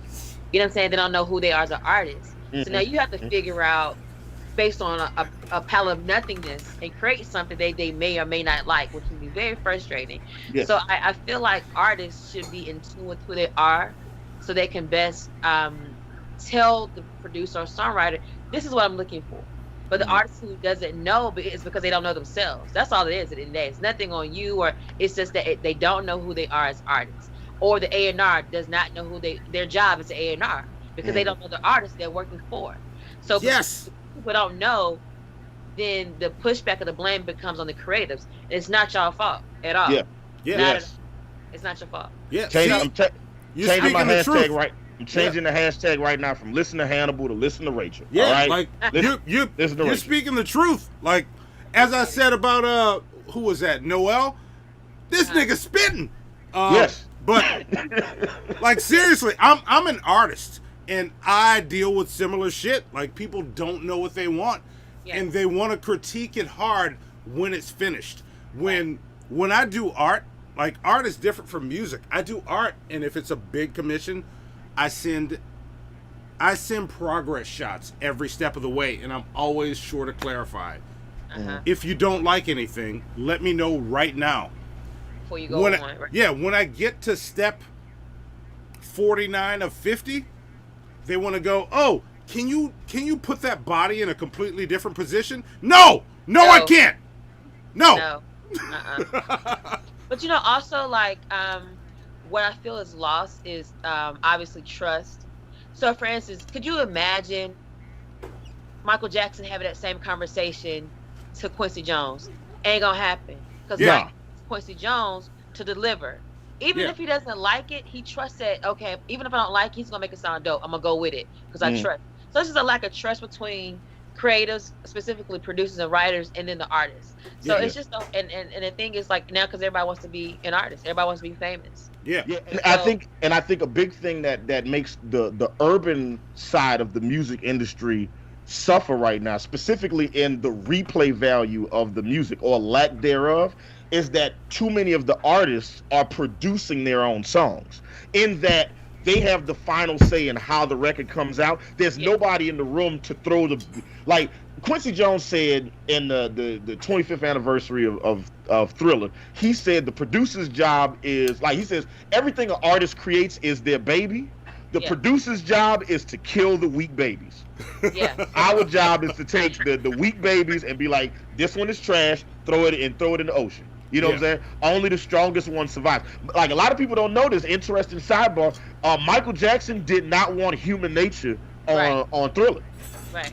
He fought for that song to not be on there, and Quincy had to kind of override him on that one and then get it on the project. Well, I think you know. But again, why? But why? What now? Right. I'm sorry. I don't know what's up with me tonight. But because the industry is so full of people who don't know, period, all across the board. So that's why somebody will let the artist say, oh well, we'll let you decide. What? When's the last time that result become a Grammy? Because we let you decide. You know what I'm saying? What placement on the billboard did you get because we let you decide? So it just comes down from the executives, the A&Rs, the managers. They have to do their job, and their job is to make sure they produce. It don't matter what the artists say, because what's the face didn't want to do. Tyrese didn't want to do Sweet Lady. Sweet Lady, yeah, that's right. He didn't want to do that, and that ended up being his joint. Wanya didn't want to do End of the Road. You know I didn't know that. Exactly. So my thing is, the executives have to put their foot down. However, that comes with people hiring real executives. You hiring your homeboy in them. You doing a favor for somebody. So we're gonna always be in this race of like, don't nobody know what the fuck going on, because y'all not equipped. You're not qualified for the job, and that's unfortunate. So that's why creatives like you, and even you know, on the artistry end, because people don't know they have been trained, equipped for that particular position. So it's just crazy. I agree. And look, the Batman was like, I imagine Hannibal in that mask pulling out a machete, yelling, "The fuck you want?" Listen. I'm gonna tell y'all something. There's an artist. I won't say who he is. All right. Well, he's not watching this. It doesn't matter. Well, I'm still not gonna say his name. I don't want y'all to go find him and then tell him about this, right? But there was one artist that frustrated me so much, okay, that I got so mad at this nigga that I walked around the corner. I took my mask off, put on a different shirt, walked back over and punched this nigga in the face. Then went back around the corner, put my mask and my original shirt on, and I was like, man, what happened? He said, man, somebody punched me. I said, man, let's go find him. I was so fucking mad at this nigga. I was so mad at this nigga. I was like, just make up your goddamn mind. Anyway, let's go to shit we don't care about. That was next. Yes. Let's do shit we don't care about. Let's do also, it. yo, check it out. Raz Richie hanging out with us in the chat. I was like, is that Rich? What's up, Rich? Yes. What's going on? Raz Richie hanging out with us. One of the shitheads we showcase. I gotta run it. I'll be right back. Okay. Yeah, go ahead. Do Okay. what you do. Yeah. Okay. Yeah. Look at I'm still this. listening though. I got you. You good to go. All right. We got Raz Richie in the chat. All right, what's up? Good to see you. Now in a desperate attempt to fill 24 hours of programming, here's some bullshit that happened. We've got some footage here of the bullshit, which began just after 3 o'clock this afternoon. That's bullshit. This is bullshit. This is bullshit. You know what? This is bullshit. This is bullshit. This is bullshit.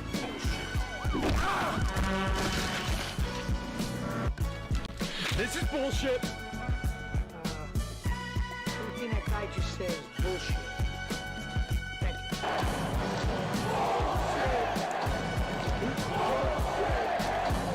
That's bullshit, Gary. Nerd. Music stop. Send the beat, fucking with you. Yep. Little stupid ass, I don't give a fuck. I don't give a fuck. I don't give a fuck, bitch. I don't give a. I don't give a fuck. Yes. Fair. I'm sorry. I was about to say fair motherfucking foul. Shit we don't care about. So if this is your first time watching Hannibal and Monty Shit Show, first off, welcome. We're happy to have you. We got 50 people watching, but we only got 30 likes. Let's go ahead and make the amount of people watching the show match the amount of people that like the show. So go ahead and consensually massage that like button. Just go ahead and lick the tip real quick. Touch that like button, all right? We talked to the like button earlier. She's been quarantined for weeks, and she feeling hella frisky right now. So go ahead and click the like button, all right? Yep. Now, the way Shit We Don't Care About works, every day I, Hannibal the Beat Animal, I do a deep dive on the news. And while I'm doing my deep dive on the news, I come across these stories, and I wondered to myself, who gives a shit? Like, who cares about this fucking story? I never know who cares about this shit. So what I'm gonna do is I'm gonna read you guys a headline, and you gonna let me know if you give a shit or don't give a shit. Now, if enough of y'all give a shit, since Rachel has stepped away for a second. Yes. Monty, what's the number? Let's we got 50 people watching. 50 watching. You know what? I think more than half of you have to want it. So 50 people are watching. 26 of you. 26? Yeah. Okay. All right. So I'm gonna read it. I'm gonna read a headline, and if 26 people like the story, look, Lord Jamarcus is already saying, Lord Jamarcus is already saying that's unfair. And look, this is a good prep exercise because fair or foul is gonna run a little different this time. So we might not get to, because fair or foul is a busy segment and it's hard. We try to get to all the fair or fouls, but it's hard to do. So each segment is a little limited so that we can get through the show. But to get yourself to the top of the list to be read, either a Nickel Chat, Streamlabs, or tag us to get your fair fouls to the top. And those will be read first. And you'll see when you see how the segment works, it's a little bit different. We're gonna run through trying to get some new shit going. It should be awesome. So you have to tag us and hashtag the story you want and say care, or you don't have to say don't care, but hashtag the story you're talking about and say care if you care about it. That's kind of how it's gonna work on Fair or Foul. But continue. Okay, yeah. All right. Well, good. I'll run through it again in a second just to make sure you guys know. So for Shit We Don't Care About, I'm gonna read a headline. You guys let me know if you care. Now, if enough of y'all care, tag us. Yeah. Tag us with your care or don't cares, so that we see them. Okay, we have them do it with. Okay, all right. Yeah. So you got a tag. So hit at ampersand. Hannibal and Monty Show, and we'll be watching on this end. Zoe's watching. You're looking for 26 Phil cares. Oliver Holes already said don't care times 27. See, he's already got it. He's already letting us know that whatever it is, he don't give a shit. And I'm with you not giving a shit on it, brother. All right, so here we go. The first story for Shit We Don't Care About comes from Elle Magazine. Okay. I don't ready? care. You don't care? I haven't even read the story. How you gonna say you don't care if I don't? Let me read the headline. Okay, I guess read the headline. Go Okay, ahead. Camila Cabello and Shawn Mendes, a rare look of them cuddling at home. No, I really don't care. You don't care about Camila Cabello and Shawn Mendes? No. Cuddling at home? No, I don't give two shits about that. Okay, all right. Okay, all right. Well, Yeah. we'll see how they come in the chat. We'll see how many cares we get. The next story comes from Harper's Bazaar. Okay, Harper's Bazaar. You know, it's not regular don't Bazaar. care, but I'll let you go. I kind of not don't regular care. Bazaar. Harper's Bazaar. Yeah, kind of don't care. Here we go. Kylie Jenner responds to Drake calling her a side piece in a leak track. No, I don't. What? No. I would just like to remind y'all that someone somewhere thought this was news. Okay, the next story comes from people.com. Here we go. This is from People. Okay. Here we go. This is a good one. You might care about this one. Okay. Duck Dynasty's Willie Robertson shocks family with a major after quarantine haircut. No, I don't give a fuck.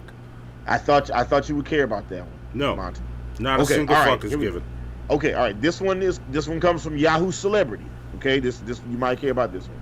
Brian Austin Green photographed with Courtney Stodden after Megan Fox split. No, I do not care.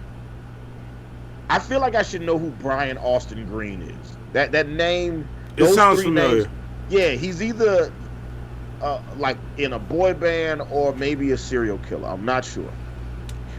I don't think it's either one of those, but are you sure? Sounds like serial killers normally have 3 names. You know what I'm saying? Yeah, no, I'm definitely not Wilkes sure. Booth. Yeah. You know what I'm saying? Fucking 3 names. Yeah, all right, yeah.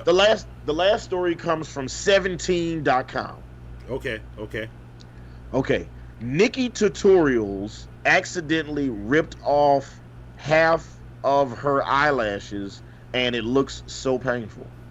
No, I really, really, really don't. Or as D-Roy says, I really, really, really, really, really don't care. He might care because she looked like she might got some Asian in her. Oh, she's got some Asian in her. D-Roy cares. Well, yeah. Well, how many cares? I'm not looking at the chat. How many cares? Do we have enough cares? Do we have enough cares? No, Zoe's saying there's not enough cares for any of it. So look, you can take your pumpkins away. We didn't look. Zoe, count it. Y'all all love Zoe. Yeah. She wouldn't screw y'all over.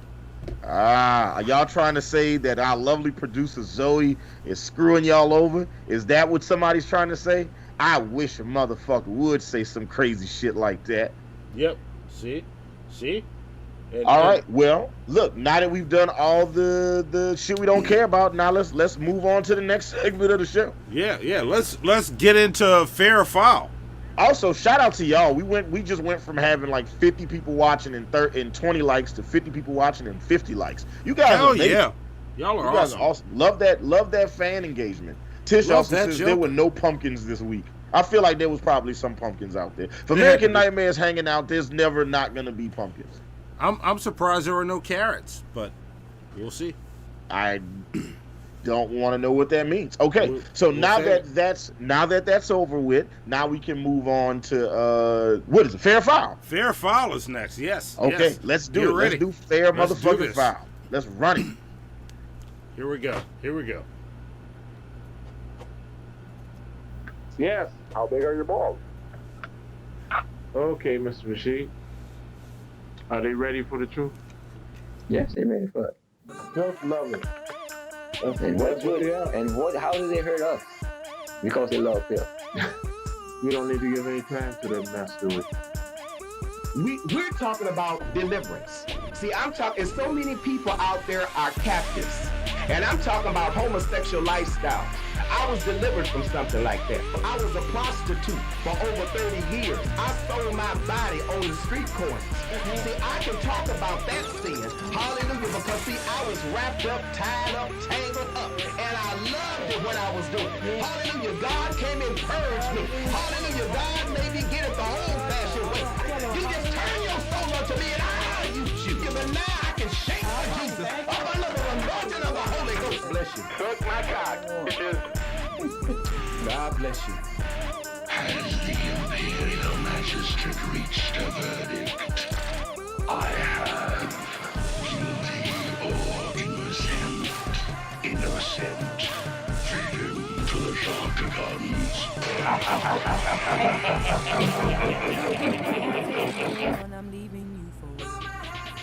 Yes.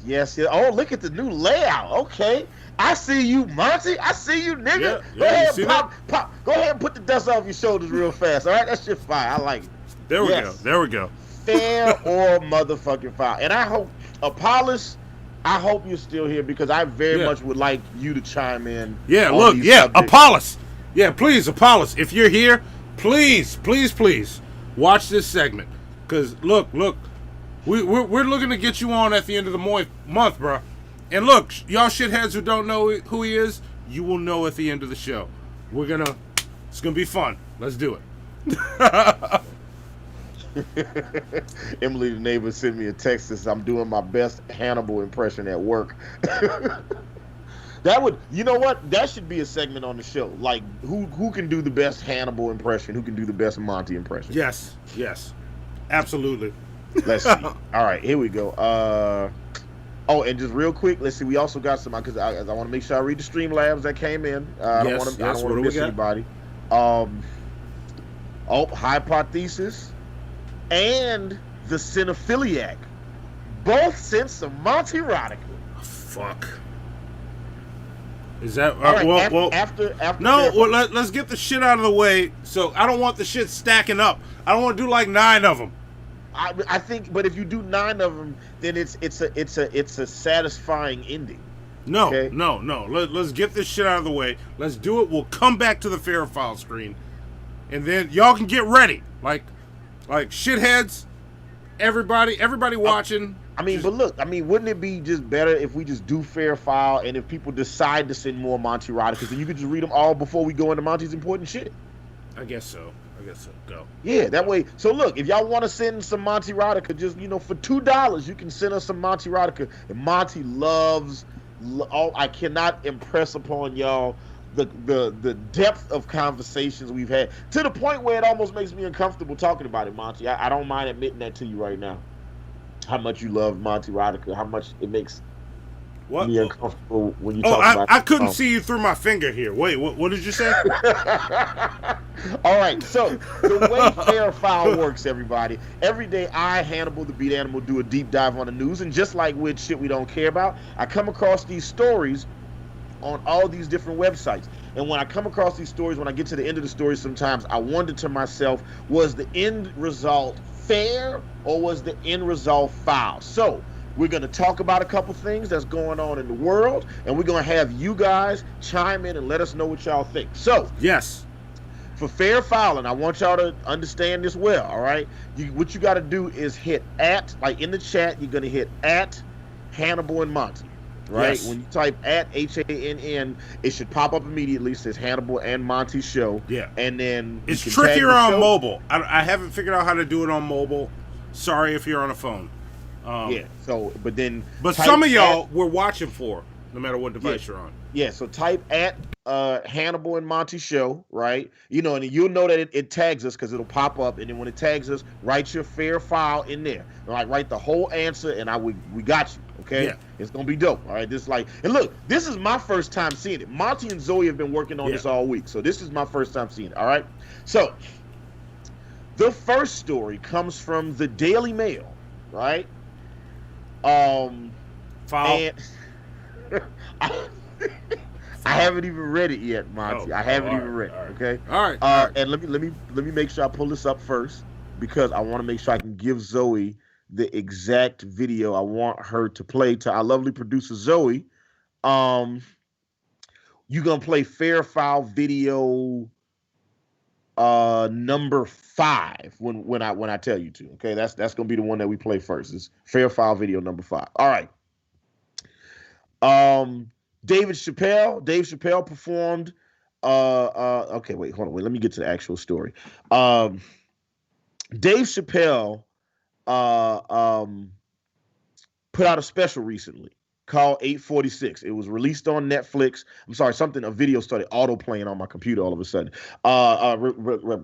Dropped the comedy special, and it's not really a comedy special, but he dropped this video. It's called 846. It dropped on Netflix, and Netflix also released it for free on YouTube. Some of you guys have seen it. Some of y'all haven't seen it. Dave Chappelle talked about a lot of different things. He talked about the death of George Floyd.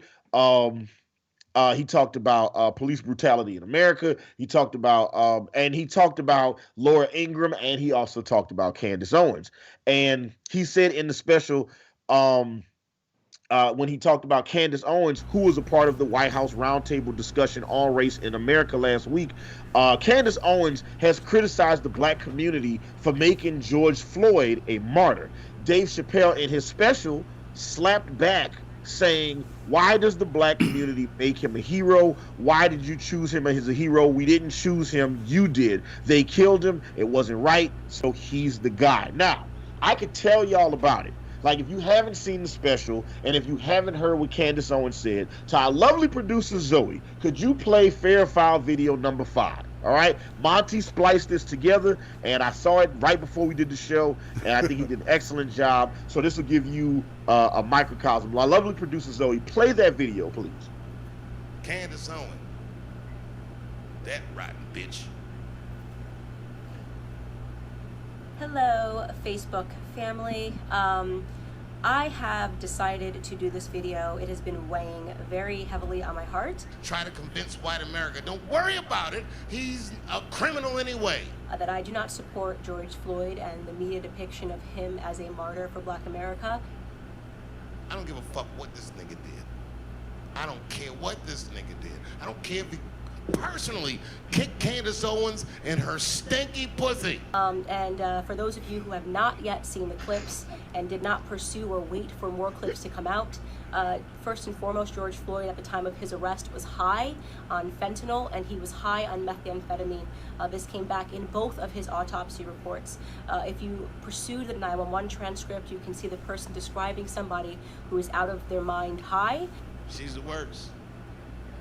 I can't think of a worse way to make money. She's the most articulate idiot I've ever seen in my fucking life. There you go. Okay. Yeah. And you know what? Just for just a tiny bit more context, our lovely producer Zoe, can you load up Fair File video number 4? And play that video as well. I don't know if it stinks, but I imagine it does. If I ever find out, I'll let you know for sure. I'll tell like Azealia Banks, I'll tell. That was Dave Chappelle talking about Candace Owens. He's alleging that she has a smelly vagina. I don't know if she has a smelly vagina, but I'll bet she does, is what Dave Chappelle said. So look, all right, Candace Owens. I'm not sure, Hannibal, but I don't think he said smelly vagina. I'm pretty sure. What did he say, Monty? I'm pretty sure he said Candace Owens is stanky pussy.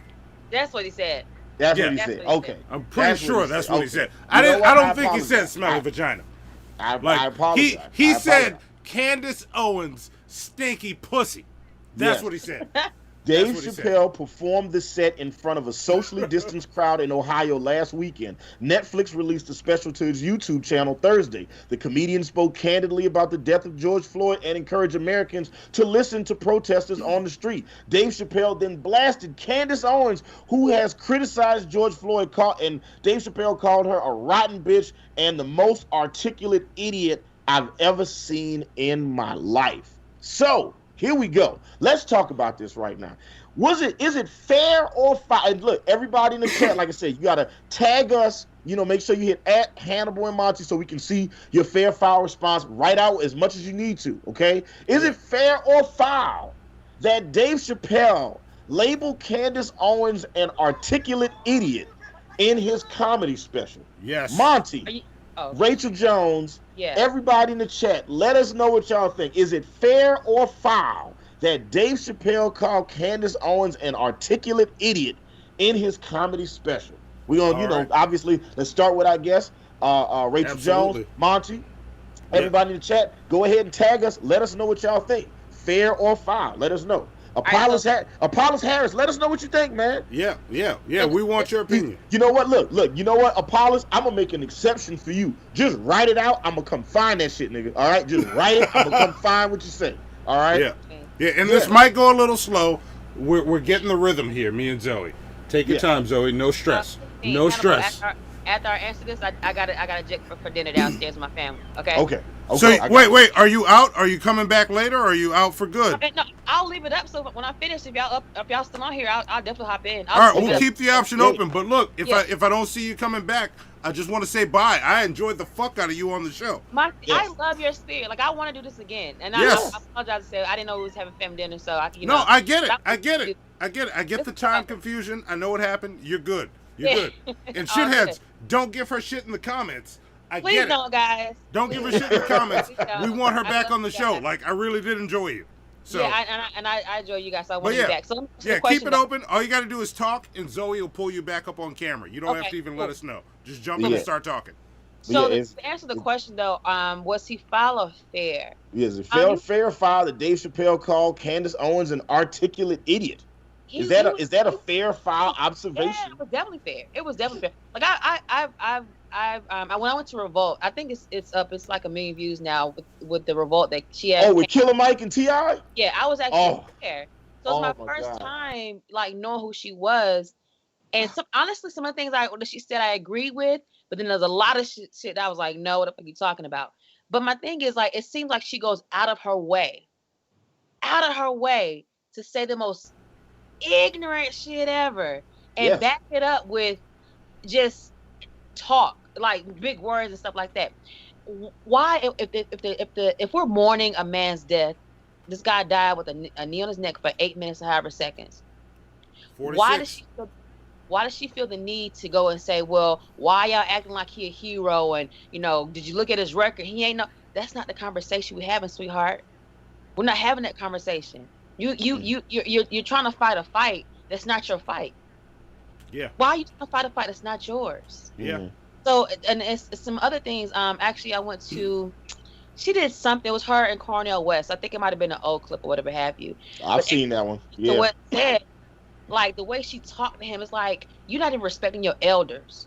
Even if you disagree with this man, he's your elder. He came before you. He is way wise beyond his years and yours. Mm-hmm. The level of respect that she gives Black people is so disrespectful. It's super disrespectful. So anything that's coming out of her mouth now, it's like some points she might say that are correct, but I can't feel you now because you have your nose up. It's like, oh, you Black people, I can't believe you. Why are you riding hard? Who are you riding for? Yeah. You know what I mean? So like and the things that, again, she did make a couple of points at the things she did at Revolt, and I think her points are like, what did she say? She was saying that the Democrats were the reason that the Black family tore apart, and people started booing her. But no, that's the truth. Go back, and it is. Yeah. However, then if it was me, I'd find a way to work on that and fix that, but not go down the line and say y'all did this, y'all did, because now I can't hear you no more. Yeah. You lost connection. You see what I'm saying? Yeah. So she's definitely foul. And that's the thing. Like, she knows the issues, and she's like, well, you're right, but then you took it 3 steps too far. I agree with you up until we get here. Right. Yeah. Right. Because you're right, but then there's this nuance. She leaves out all of the nuance. Yes. All of it. Yeah. Yeah, like, and just if for those of y'all who don't know who Candace Owens is, all right, and Candace Owens is sponsored content. You know when you go to your favorite website, you know when you go to Facebook or you go to Instagram, and then there's that ad that pops up in the corner that's like, would you like to make your dick bigger in 4 easy steps? Or that's the ads I don't know what y'all be getting. That's the ads I be getting. Or it'd be like fucking. It'll be like pills that help you lose weight or something. Like that ad that pops up, and it's like they make it look like it's a news article, but it's clearly selling you some shit. That's Candace Owens. She's sponsored content right? She sponsored content for Prager University, for Turning Point USA, for Charlie Goddamn Kirk, right? Her job is to be an educated black woman to talk shit about other black people. All right, that is her job. Okay, and she's proud of it too. Yeah, she's real proud. She wears that shit as a badge of honor, and I'm sure they're paying her great. As when she is definitely earning her fucking paycheck, right? Yeah. And when I see her shit, I recognize that it's sponsored content. I know what she is. I know why she exists. I know that she's there to push buttons. So I just skip on past the bitch, right? But there are a lot of people that don't know who or what she is or what she fucking represents. And then they'd be like, yeah, man, she's making good points. It's like, nah, man, you just stupid and don't realize that you was just watching the ad the whole time. You the nigga that get excited. You the nigga that get excited when you see the promote, like, you know, before the movie start, and then they show you all of the companies that worked on the movie, and they show you like those little 5-second like trailers, like just for the production companies and shit. You the nigga that get excited for that before Avengers come on. That's you. That's not even the movie, nigga. We didn't even get to the good part yet. Yeah. In my mind, I'm like, I be wondering, and you have a good point. I'm pretty sure she's paid very well, but it's like, do you know they're using you?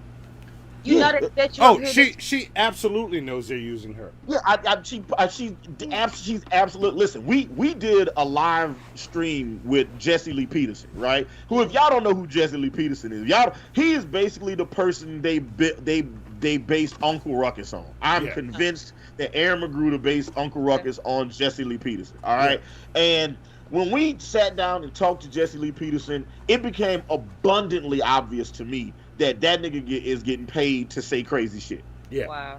I mean, like, I'm sure there's a part of him that believes some of the bullshit he's spitting, but the bottom line is he's just. And here's the thing, I don't care if that's what you do you. If that's how you making your money, cool. I mean, I think it's a trash ass way to make a living, but that's on you. You have that option to do that. But it gets problematic when people see that shit and don't realize what it is, and then they think it's legit. And that's where it gets fucking dangerous. Yeah. And for everybody that's listening to me talk right now, it's like, man, ain't nobody taking Candace Owens seriously. Everybody knows who she is and what she represents. Then explain Kanye West. Yeah, exactly. When he heard that freedom of thought argument, he was just like, oh man, that's a good point. She's making good points. No, the freedom of thought. Listen, the people that created the freedom of thought argument is white people that want to say nigga and not get in trouble for it. Yes. That's what the freedom of thought argument is. Right? Like, fuck out of here, man. Like, anyway. Yep. Let's take it to the chat. Wait. Let me throw mine in on this before we go. Monty, yes. What do you think? Is it fair or foul that Dave Chappelle called Candace Owens an articulate idiot? And it is fair, and I'm gonna piggyback off everything y'all said, and the part we didn't talk about on this, because I want to make sure I say it before we move on, because I want people that know who Candace Owens is and follow her and saw her response. It is very fair that he called her an articulate idiot, because she is first, and I also want to piggyback on how she responded, because she responded by saying that it was an honor to be mentioned in a Dave Chappelle show, in a Dave Chappelle comedy special. Mm-hmm. And that's some shit that we talked about on the phone. Hannibal, you know where I'm going. Mm-hmm. But I just want to get this out before we move further. She did that, and on the surface, it looks like the honorable response and what you're supposed to do, like how you handle it when a comedian comes after you, because it's just comedy. If that had been Gary Owen that said what Dave Chappelle said, and it was, which is why I took away the softness from what you said. If Gary Owen had said, kick her in her stinky pussy, she wouldn't have responded the same way. It pissed her off. Like, if you're a dude watching, and a woman, like, I don't have to tell you, but if you're a dude watching, imagine some dude talked about your mom, your sister, your your cousin, your niece's stinky pussy. You're pissed. There is no way Candace Owens was not pissed by what Dave Chappelle said. There is no way. Like it smelled like crab cakes that just been sitting in the sun. Yes. But her only move in that case is to say what she said. That's why this woman's super smart and dangerous. Like, she's smart enough to know that she can't beat Dave Chappelle. She just has to take the L on this one. She's smart enough to know that as pissed as she was, she can't go back at him. Because if Dave Chappelle fires back, she's over. Like, over. Yeah. And she knew that. And she's dangerous. Like, she's smart enough to be dangerous. Like, don't write her off. Yeah, she is. Look, she is a lot of things. But what she is not is stupid. She is very smart. Yeah. She's very attractive. She's very calculated. Yeah. You know, And she's probably got a stinky pussy. Yeah, I mean, look, it might smell like just bad crawfish tails. All right, and it's just. And look, everybody shit can't smell like lilac and sage, all right? You know what I'm saying? Look, I know shit don't smell like cocoa butter because she don't never mess with no black people, all right? You know what I'm saying? Like, look, sometimes the shit gotta smell like fucking banana juice and fucking hot dog water, all right? And it is what it is, all right? You know? So, I mean, I would be ashamed of that, but you shouldn't be ashamed of your stinky pussy if that's what it smells like, and all right? I also want to point out one thing to be clipped out later. This to be clipped out for a future torture episode, probably.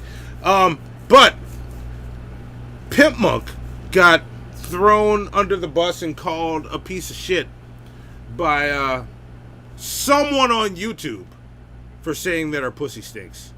And this person responded by saying, that's how rapists and monsters respond to things. But a few days later was seen on YouTube praising Dave Chappelle for saying the shit he said. Right there, just leave it there. Write that timestamp down. I'm gonna need it later. Trash. All right, so let's take it to the chat. I noticed we eating up some time. Yeah. Penultimate is the first one I see who tagged Hannibal and Monty shit show. All right, so do I just read it? Yeah, you were supposed to read it from the show notes. I'm sorry. It throws you on. Go with Dildors first. Okay. Penultimate's after Dildor. Let me get to Zoe looked afraid. Zoe looked afraid. She was ready. No. Okay. This all right, is, hold on. Let me look. get to the show New notes. format. I see it. There you go. I see it. Dildo the Penetrator. There we go. Said Hannibal and Monty shit show. He says fair because it came from Dave himself. That's equal to the word of God. Yes. Yes. Apollos, what do you think of that? You know, it came from the word of God. Yeah, we saw him in there. She's got him in there. I see him. Yeah, Dildo, take your plunger points. Penultima that says, fair, I've been called worse here in the chat. That's hilarious, and also I hate that. Why would I love Penultima? Who's talking reckless to Penultima? All right. Yeah. Okay. All right. I see. Okay. I see how this works now. Okay. All right. The next fair file comes from Chet Lemon. Drop when the clues bounce for Chet. Yes. Whenever I see it, I always think your name says Chef Lemon, but it says Chet Lemon. It says fair. He is correct, and I'll put money on a stinky pussy too. Yes. There you go. Yes. Take your plunger points, Chet Lemon. There we go. All right. The next one comes from John Weiss. All right. And it says fair. It's literally his job as a comedian to call out stupidity as he sees it, whether you agree or not. There you go, John Weiss. Yep. Yes. The next one comes from Phil Oliver Holes. Damn. All right. Okay, there we go. I wanted to wait till it was up on the screen. I see what you did, Monty. And Phil Oliver Holes says foul. She's not that articulate, and idiot isn't even a strong enough word. Yes. Okay, you know what? Take your plunger points, Phil Oliver Holes. Vapion, so you had me scared when you said foul. Vapion says Fair. I actually had a friend use Candace Owens as a reason for All Lives Matter over Black Lives Matter.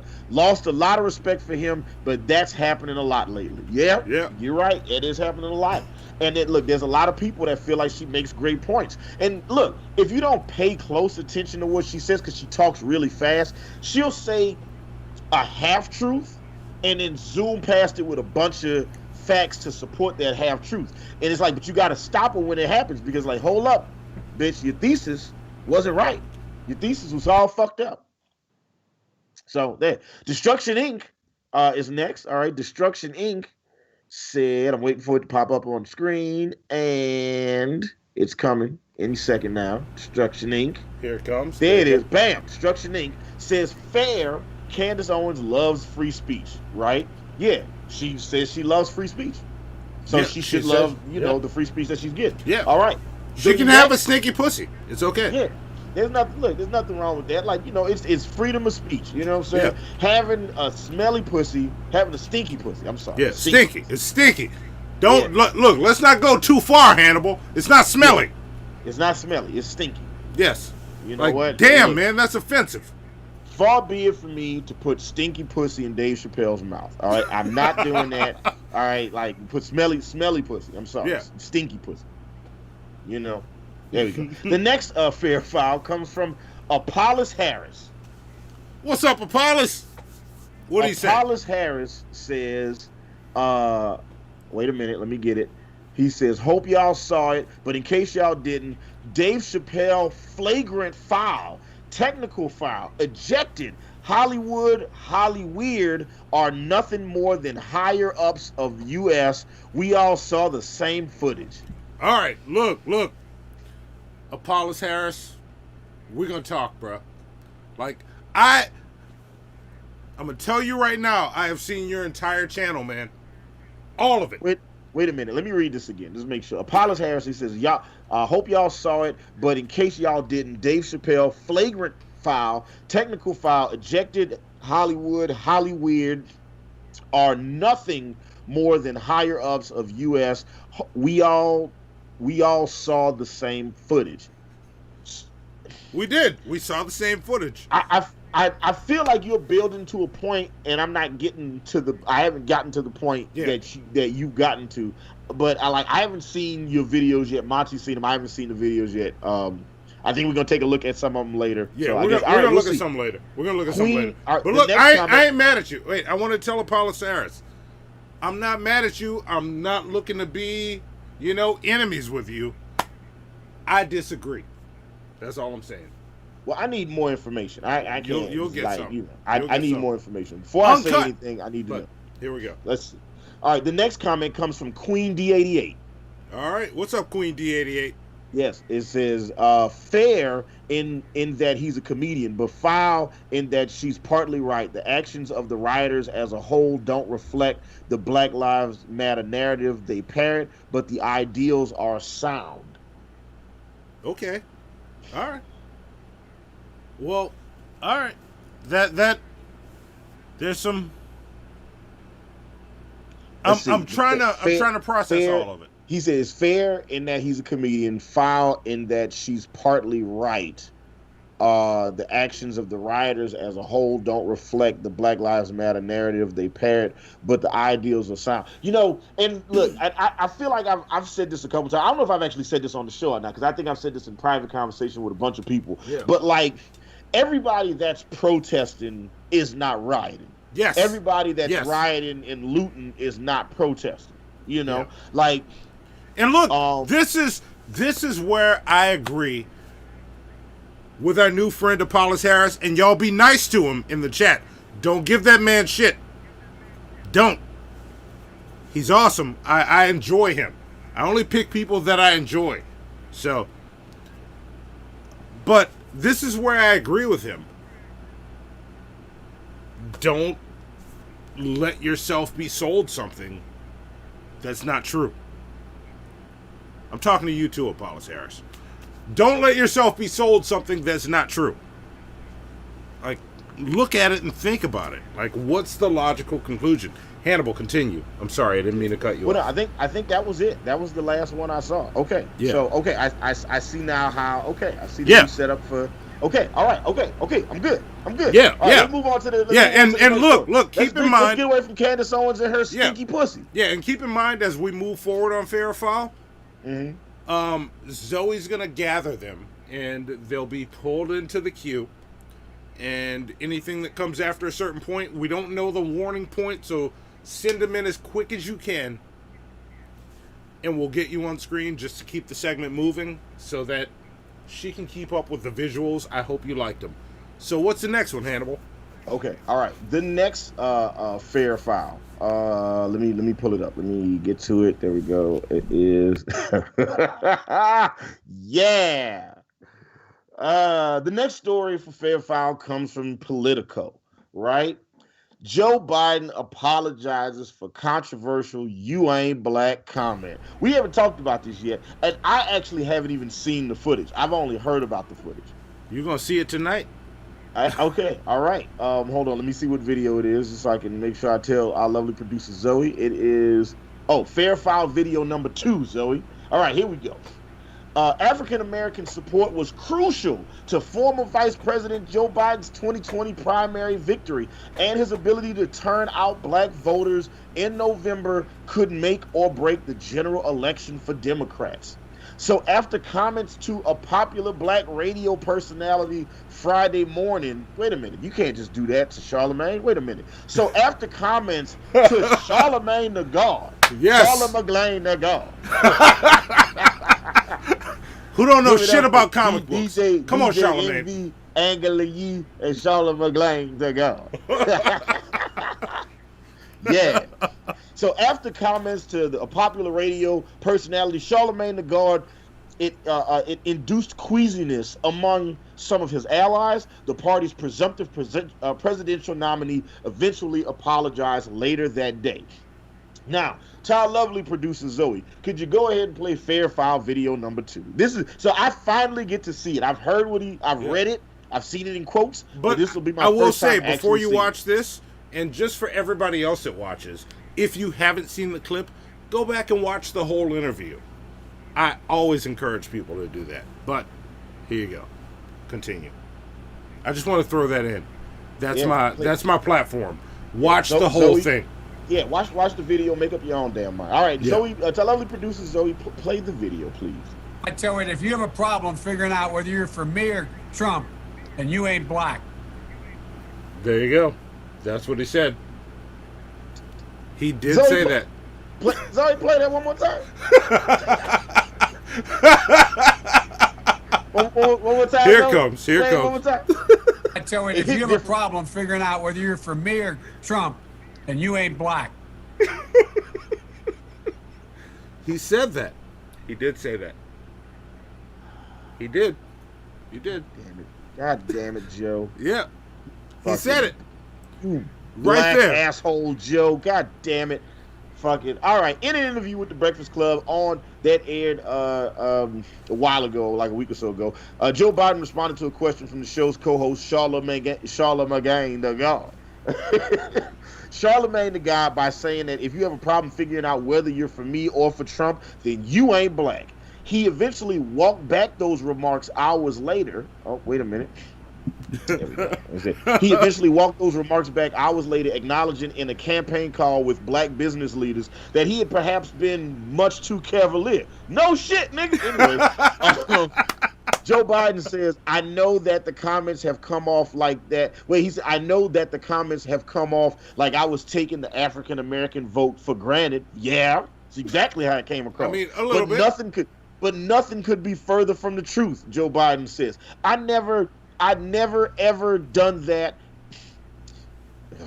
I never ever done that, and I've earned it every time I've run. I was making the point that I have never taken the vote for granted. And in fact, I know in order to win the presidency, I need the African American vote. And it was the driving force, as I said in the beginning of my campaign a year ago, to my being able to win in the first place and win the primary. And it is going to be critical to my winning the presidency. Yes. Okay. I got things to say. I'm gonna let you finish. What you No, got? let's get to the fucking question. All right, so the fair foul question. All right. All right. So is the statement? Oh, sorry. So yeah, the fair foul question is it fair or foul that Joe Biden said if you have a problem figuring out whether you go for me or for Trump, then you ain't black? Is that statement fair or foul? That's the question.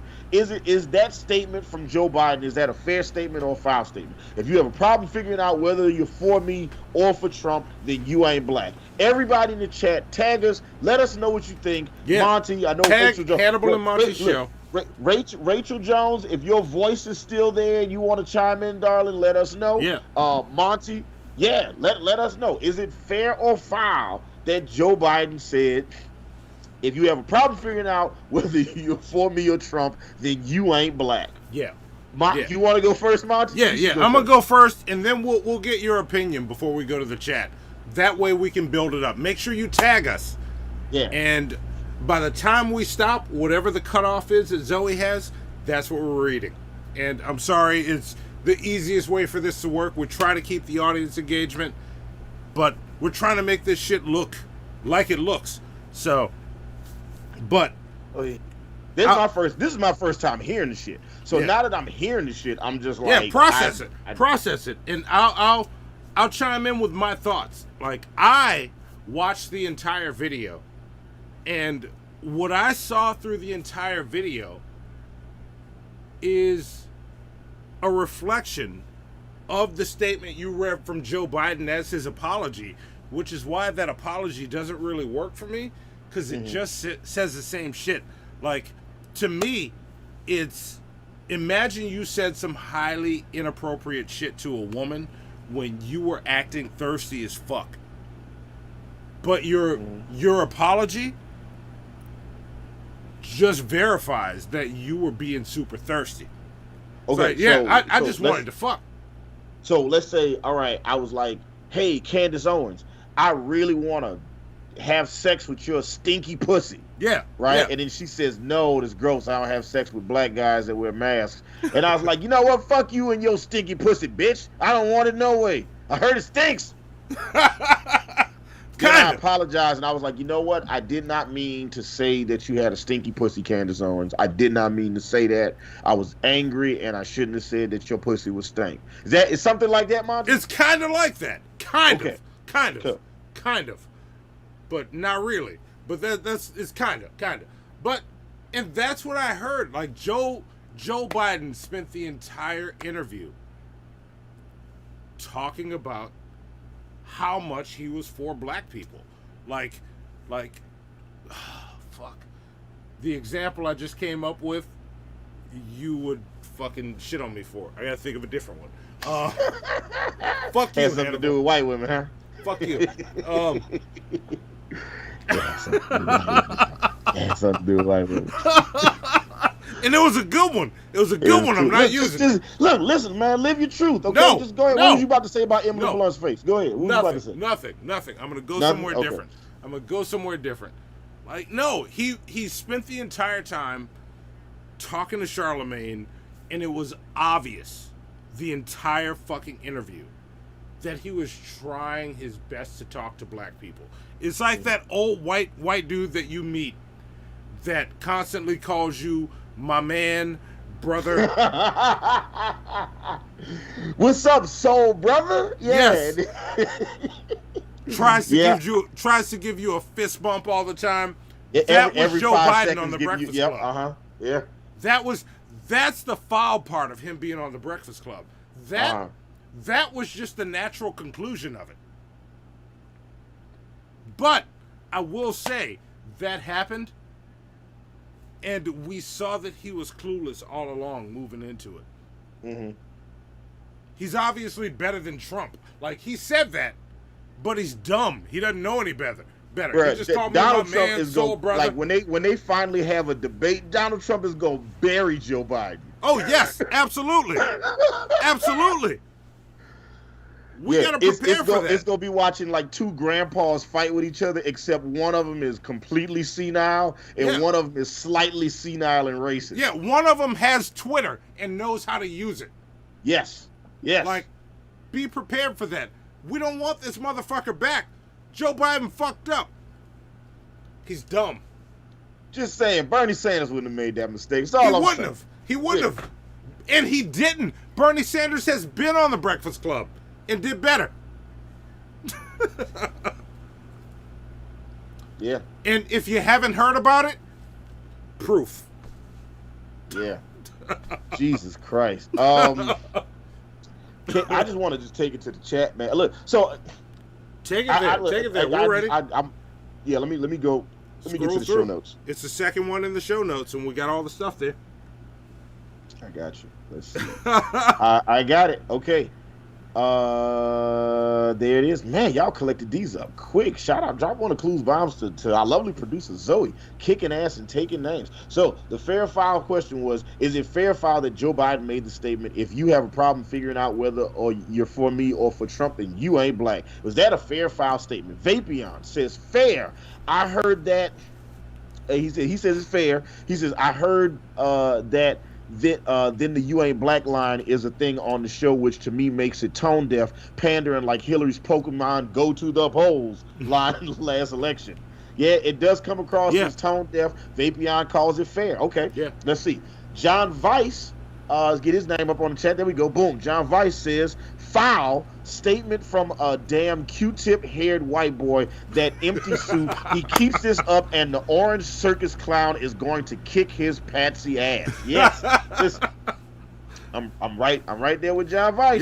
Yeah. Give John Weiss his pleasure points. Penultima says foul. There we go. Got that up on the screen. God damn, Zoe's fast. Look at that shit. I didn't even finish saying this nigga's name. She had his name on the screen. Penultima. Yeah, you're doing a great job, Zoe. She's getting her rhythm now. Like, this is the new fair foul. She's getting her rhythm. She's figuring it out.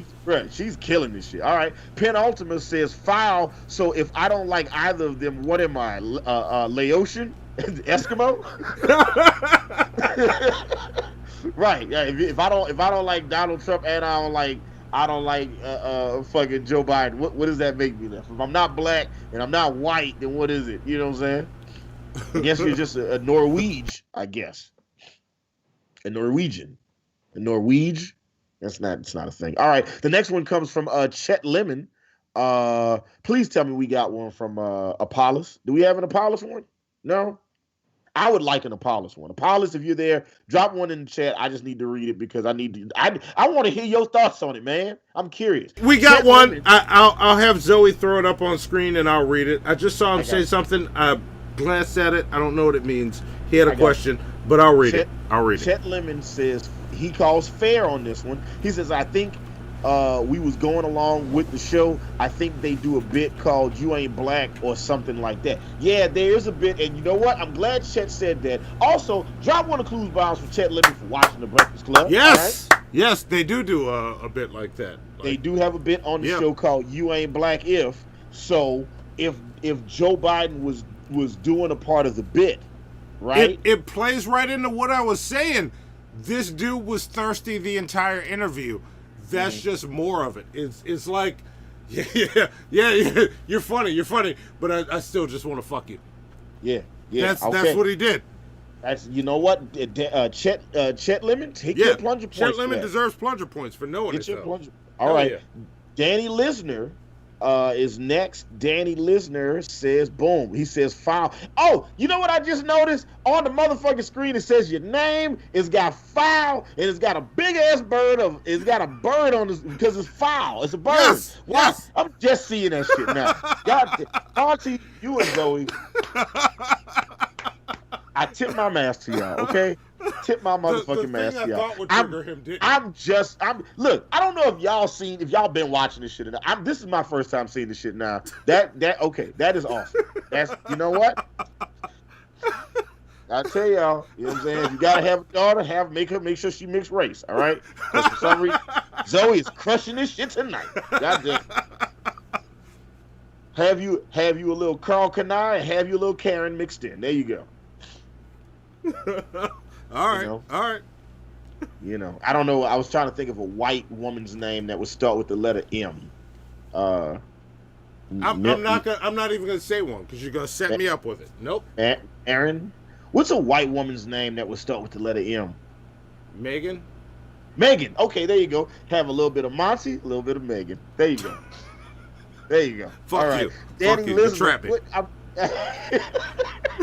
I was giving you a compliment, Monty. All right, look. Danny Listener says foul. It sounds like a white guy pretending to be black. Yeah, that's how it came across. You're absolutely fucking right. The next one comes from, I always fuck your name up, and I'm sorry. Okay, Caius XY2. Is it Caius or Sayus? Yeah. Now we can see it on screen when you're trying to say it. See? You know what? Sayus. Let me know in the chat phonetically how I'm supposed to say it so I don't fuck it up ever again, all right? Like, sort of like Vlad Tepes, all right? You know what I'm saying? Although Vlad didn't actually tell me the proper way to say it. I was watching Castlevania on Netflix. Well, I figured it out. Got it. Caius XY2 says, foul. I've heard that black people say this to each other all the time. I've worked at a place where I did hear shit like that. However, I'd never say that, and I'm not black. See? And you know what? And look, I'm gonna come back to that one. Give Caius XY2 some plunger points because that's literally right in line with what I was about to say. Larry from OAW, who is coming up on his anniversary, or his 10-year anniversary. Shout out to Larry. Larry is good people. Larry, we're trying to do a very special shit show soon, and we need you to be on it. Not want you, we need you to be on that show. So, Monty, have you reached out to him and Nate and Drag and everybody? I haven't. I've been doing shit like this. I've dropped the ball. I have. So you've been playing around with duck gifts this whole time instead of reaching out to. Oh, okay. I have been. Larry from OAW says foul and fuck Joe Biden. Yeah. That's what he said. All right. Go. Fair. Foul and fuck Joe Biden. Like, there's a discussion there. Like, we can still do the show idea I have. There are multiple discussions we can have. Okay. And the last one comes from Apollos Harris. There we go. He's got two parts to it. So yes, I see it. I'm looking at them there. Both. Apollos says, had Bernie Sanders didn't have public, he says, I'm sorry, Bernie Sanders, didn't Bernie Sanders have public enemy at a rally? Bernie would still be in it. Or if maybe he's saying if Bernie Sanders didn't have public enemy at a rally, Bernie Sanders would still be in it. What you got against public enemy, man? Yeah. Chuck D is that nigga, all right? Yes. Chuck D got bars, okay? Anyway, self-destruction, nigga, self-destruction. Apollos Harris also says there's not enough evidence to call it fair or foul. Damn. Well, see, you know what? How's Zoe supposed to know what graphic to play, man? That, you know what? That's why we just got the black screen. Look at you. All right, so we need a graphic for. I'm gonna do one that's just a dude doing this. The Kanye shrug. That's all you need. Yeah. Find the gif of Kanye shrugging. There we go. Hannibal figured it out. There we go. And look for me, I'm actually going back to Sayus XY2. And I was telling Monty this on the phone. It was like before I had actually heard the clip.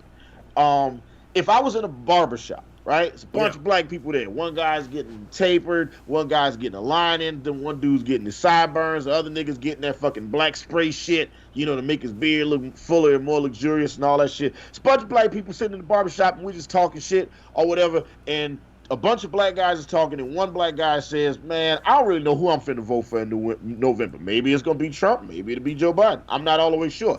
and then one of the barbers says, man, if you don't know if you voting for Trump or Biden, nigga, you ain't black. And everybody would laugh, and we would have us a black guy moment. You know what I'm saying? We talk about it at the black guy meetings on Wednesday. You know what I'm saying? And that's just what it would be. And that's exactly and this week's meeting was awesome. Yeah, it was fantastic. Yeah. All right, whoever brought them wet ass lemon pepper wings, I need your recipe. Okay, just was on point. All right, and look, and I appreciate you bringing the vegan joints for me because I don't eat meat no more, and I appreciate that shit. Yeah, that's awesome. If it had been a bunch of black people, if it had been me and Monty and Apollos and fucking Larry from OAW and Raz Ritchie and Live Action Animation and Ace Wonder and E Green and fucking Nate Brody and Drag, if we was all sitting around having this conversation and somebody would have said, yeah, I don't know who I'm voting for, and then Monty would have said, well, if you don't know who you vote for, nigga, you ain't black. we'd have all bust out laughing, and that would have just been their moment. Here's the thing. We'd have all had to be black for that shit to happen, right? Yeah.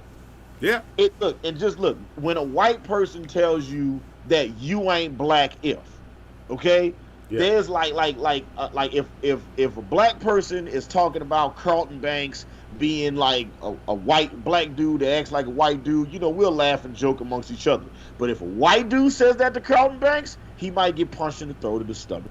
All right? It just listen. It's one of them things that you just don't do. And the same way, it's just like I wouldn't go up to if it was like a Chinese dude, a Korean dude, a Laotian dude, a Japanese dude, and a dude from Thailand, and it was like, man, you ain't Asian if you something. And you know what I'm gonna do? If I hear that shit, I'm gonna sit back and chill the fuck out. You know why? Because that ain't my culture. I leave that shit the fuck alone. Yeah. I would.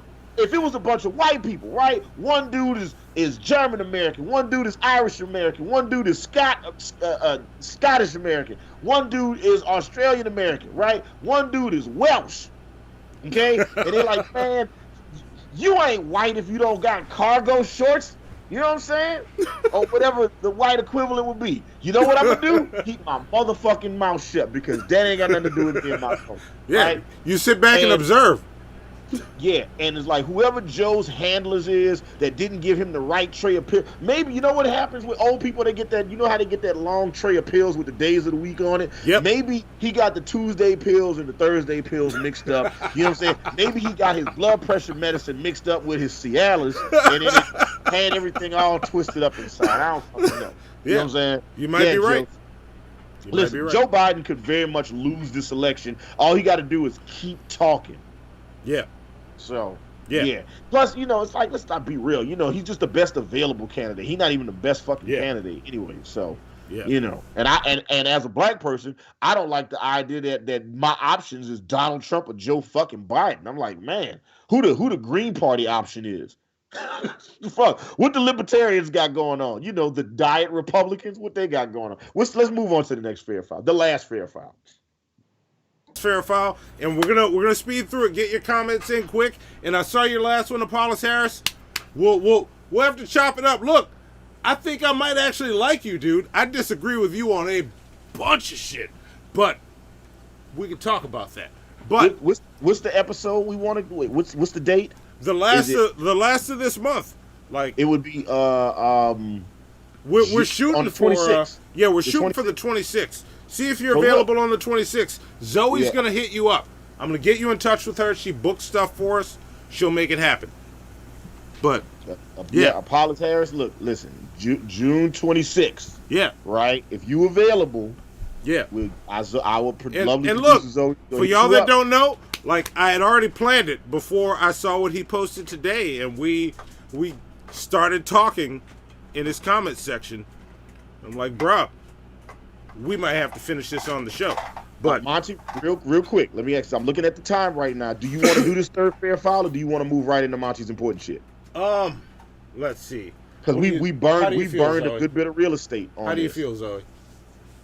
You want to move on? You want to keep going? You got time? If you don't, it's okay. You're the producer. You're running this shit. Putting you on the spot. Say it. Use your voice, Zoe. All right. You know what? Let's... Wait, which one was this? This is the Ohio doctor. We can save this one.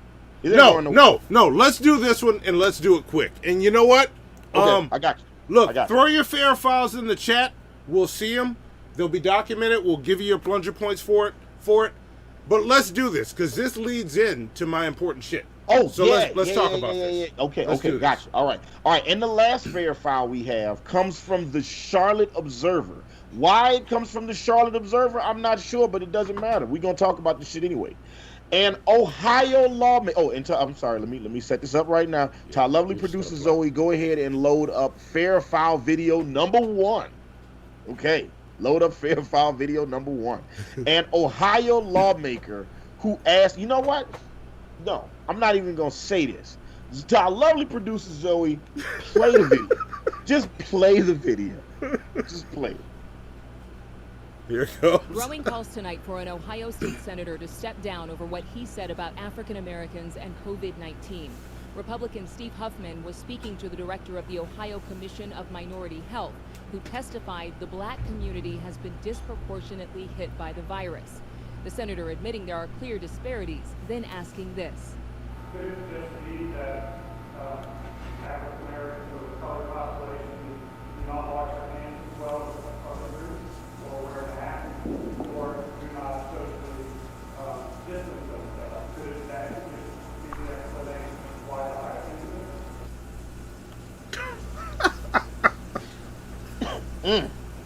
Man, in the words of our good friend E. Green, the caucasity of it all. Yes, man, the caucasity. The caucasity.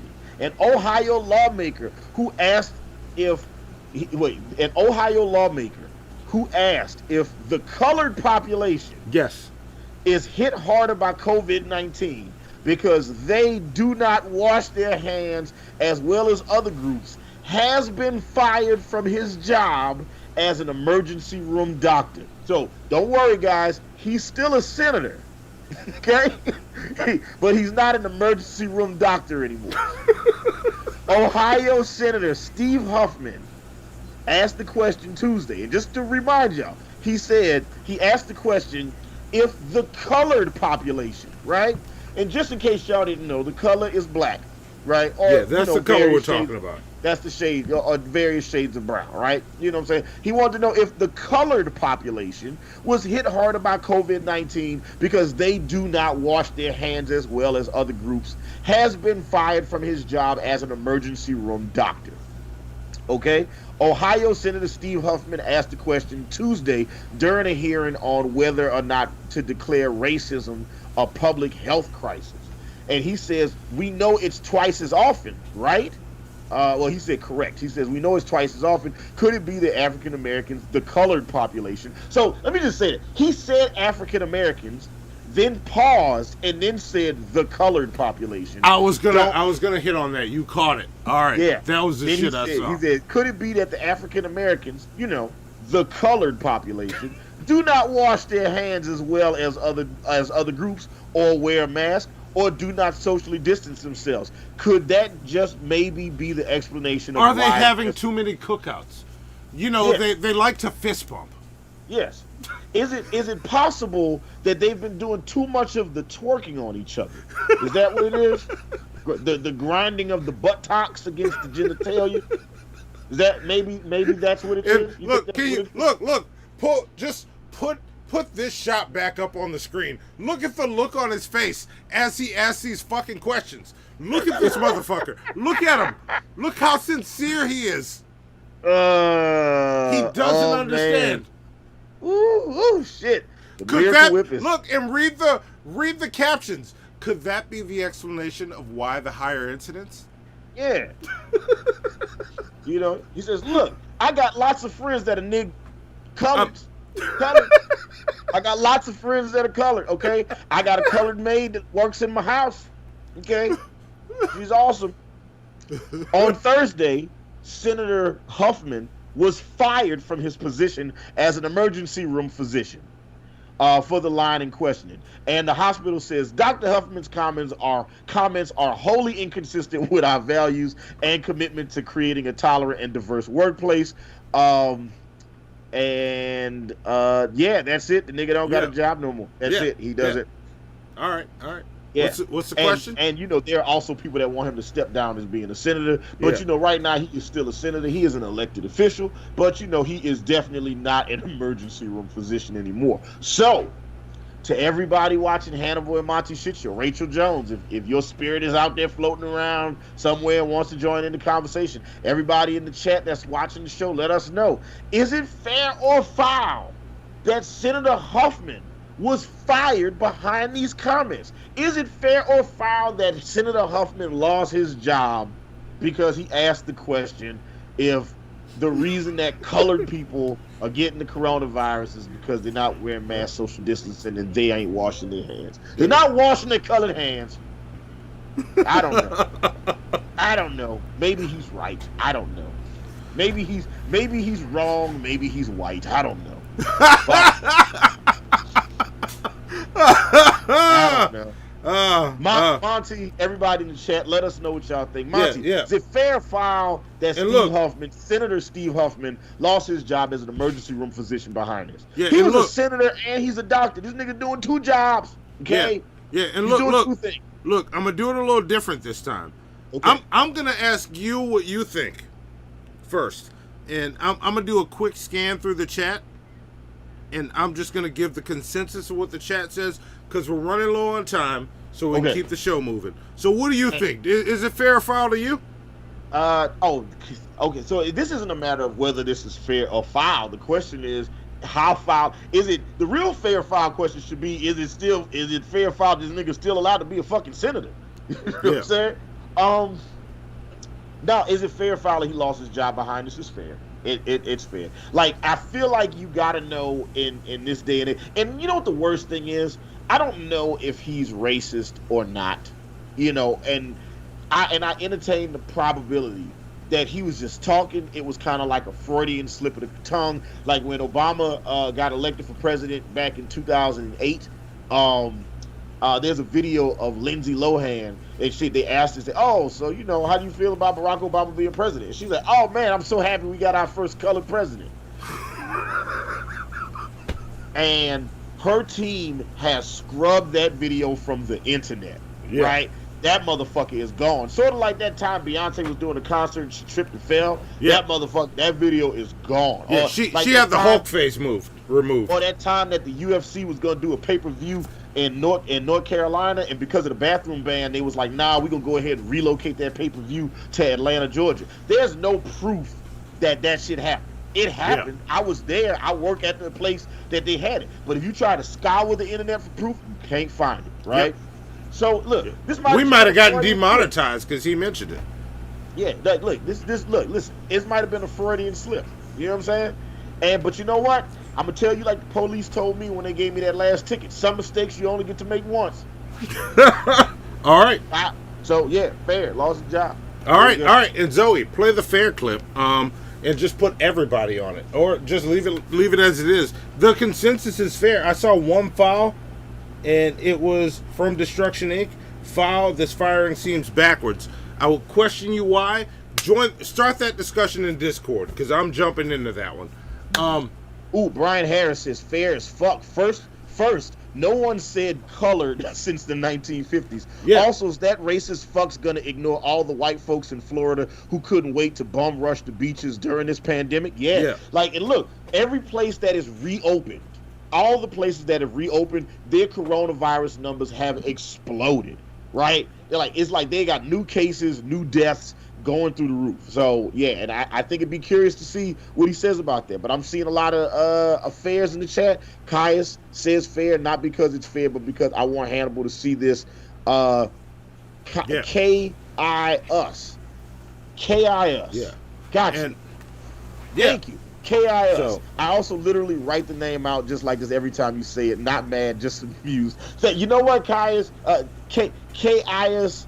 Thank you for being such a good sport. Yes. Now, am I putting the accent on the strength on the right syllable? Is it K-I-us or is it K-I-us? K-I-us. Yeah. K-I-us. I feel like I don't know. I don't know. But John Weiss says fair. Phil Oliver Hole says fair.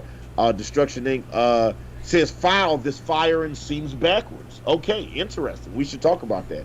Apollos. I gotta read Apollos. I'm sorry. He says. He meant the opposite. He probably let his dog lick him in the face, and he probably do what the nerdy white people did in Road Trip, peanut butter on his balls. Fair. See, we agree. This could be a fun show. He says fair that he got fired. If he got fired, they quick to put that shit out there to satisfy the masses. That's true. They might have only said he got fired. And look, there's like this. I think this happened in like Dayton, Ohio. There's like a lot of like covert racism that happens in Dayton, Ohio. There was a story from a General Motors plant where the racism was so bad that like the 3 or 4 black people that worked there had to like band together to walk into work together and walk out of work together because of the death threats they were getting at work. All right. Yeah. And when they brought the shit to General Motors was like, They're just joshing around. You know what I'm saying? Like, don't, you know what I'm saying? Can't, General Motors was like, can't you niggas take a joke? Yeah. All right. We got to keep the shit moving. We got to keep the shit moving. All right. So, and I didn't see Apollo chime in. I was trying to keep this moving. That's why I gave the consensus. Why is the fair screen some white women, Monty? I'm trying to keep the shit moving. That's why I was like, I'm going to give the consensus. But then Hannibal's like, no, we're going to read a bunch of chats. That's not how this shit works. Let's go. So, moving on to we're running out of time. We're losing our producer. Okay. So, we got, and I saw Apollos in there. And I want Apollos to chime in on this because this next segment is fun. Zoe, hit the important shit theme music.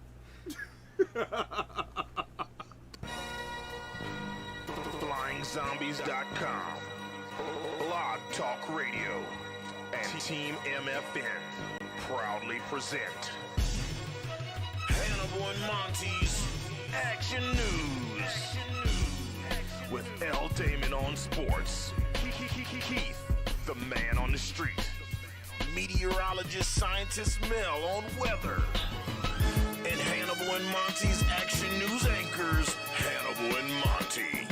And now, here's lead anchor Monty with Monty's important shit. Finally!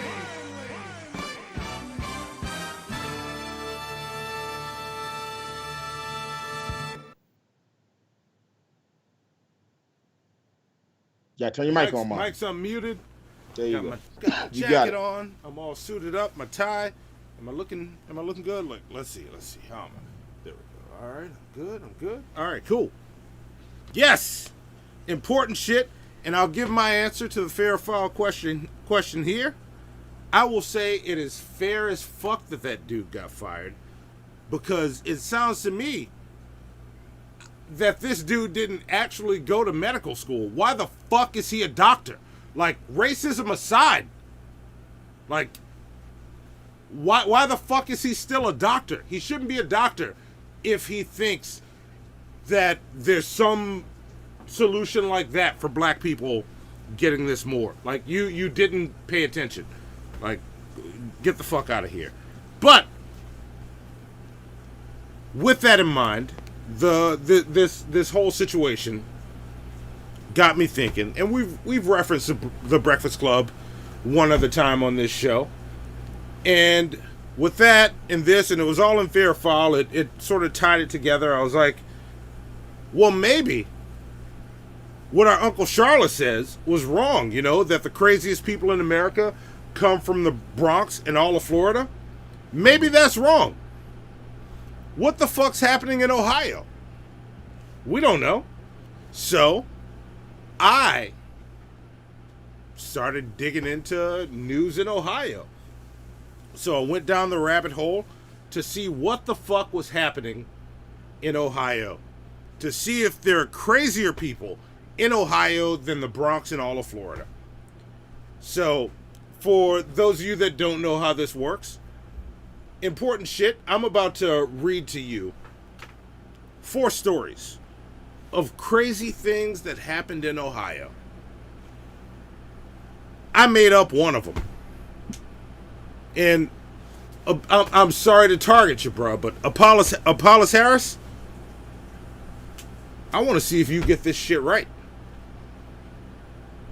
So, it'll be your job to guess which one is the one that I made up and which one is a real story. You'll have 30 seconds after I say number 4 to guess. So, and we'll give the winner 25 plunger points. Does that sound good to you, Hannibal? 25 is fine. I was going to say let's up the ante, but now let's do 25. Because the chat is doing some really cool shit right now on screen, and I am just having a very fun time with it. All right, so all of these stories, Monty, are about crazy shit that's happened in Ohio. Yes. And 3 of these are true, and one of these you made the fuck up. Yeah. One of these I just completely made up. So, with that being said, my normal system crapped out on me. This is a day of shitty crappenings for technology. That's all I have to say. Oh, I got it. You don't have. And look at Zoe ready to hand me a new screen. I got it. You're awesome. All right. So I'll go with the first one. You ready for this? It's all shit from Ohio. All right. So, number 1, a couple finds a man sleeping on their couch after helping himself to their Easter candy in Richmond. Number 2. What? 2 men in Mount Sterling, Ohio, have been arrested for stealing and swapping out used portable toilets from All Ohio Portable Toilets. That's the name of the company. Number 3. 3 men arrested for stealing a freezer full of ice cream from an Amish ice house in Gaga County. Number 4 is a woman attempted to remove her boyfriend's testicles during an argument in Stark County. Start that 30-second timer. Which one do you think is fake, Hannibal? I don't know. You're going to have to read all 4 of them again. And watch the chat. 1, 2, 3, or 4. You only get one choice. So, okay. Number 1 was a couple finds a man sleeping on their couch after helping himself to their Easter candy. Number 2, 2 men have been arrested for stealing and swapping out used portable toilets from a portable toilet company. 3 men have been arrested for stealing a freezer full of ice cream from an Amish ice house, and a woman attempted to remove her boyfriend's testicles during an argument. Oh my God. Okay, so the worst thing is that 3 of these are still true. Oh, what the fuck? What the fuck, Ohio? Okay, let's see. Stealing balls, swapping toilets, stealing balls, swapping toilets.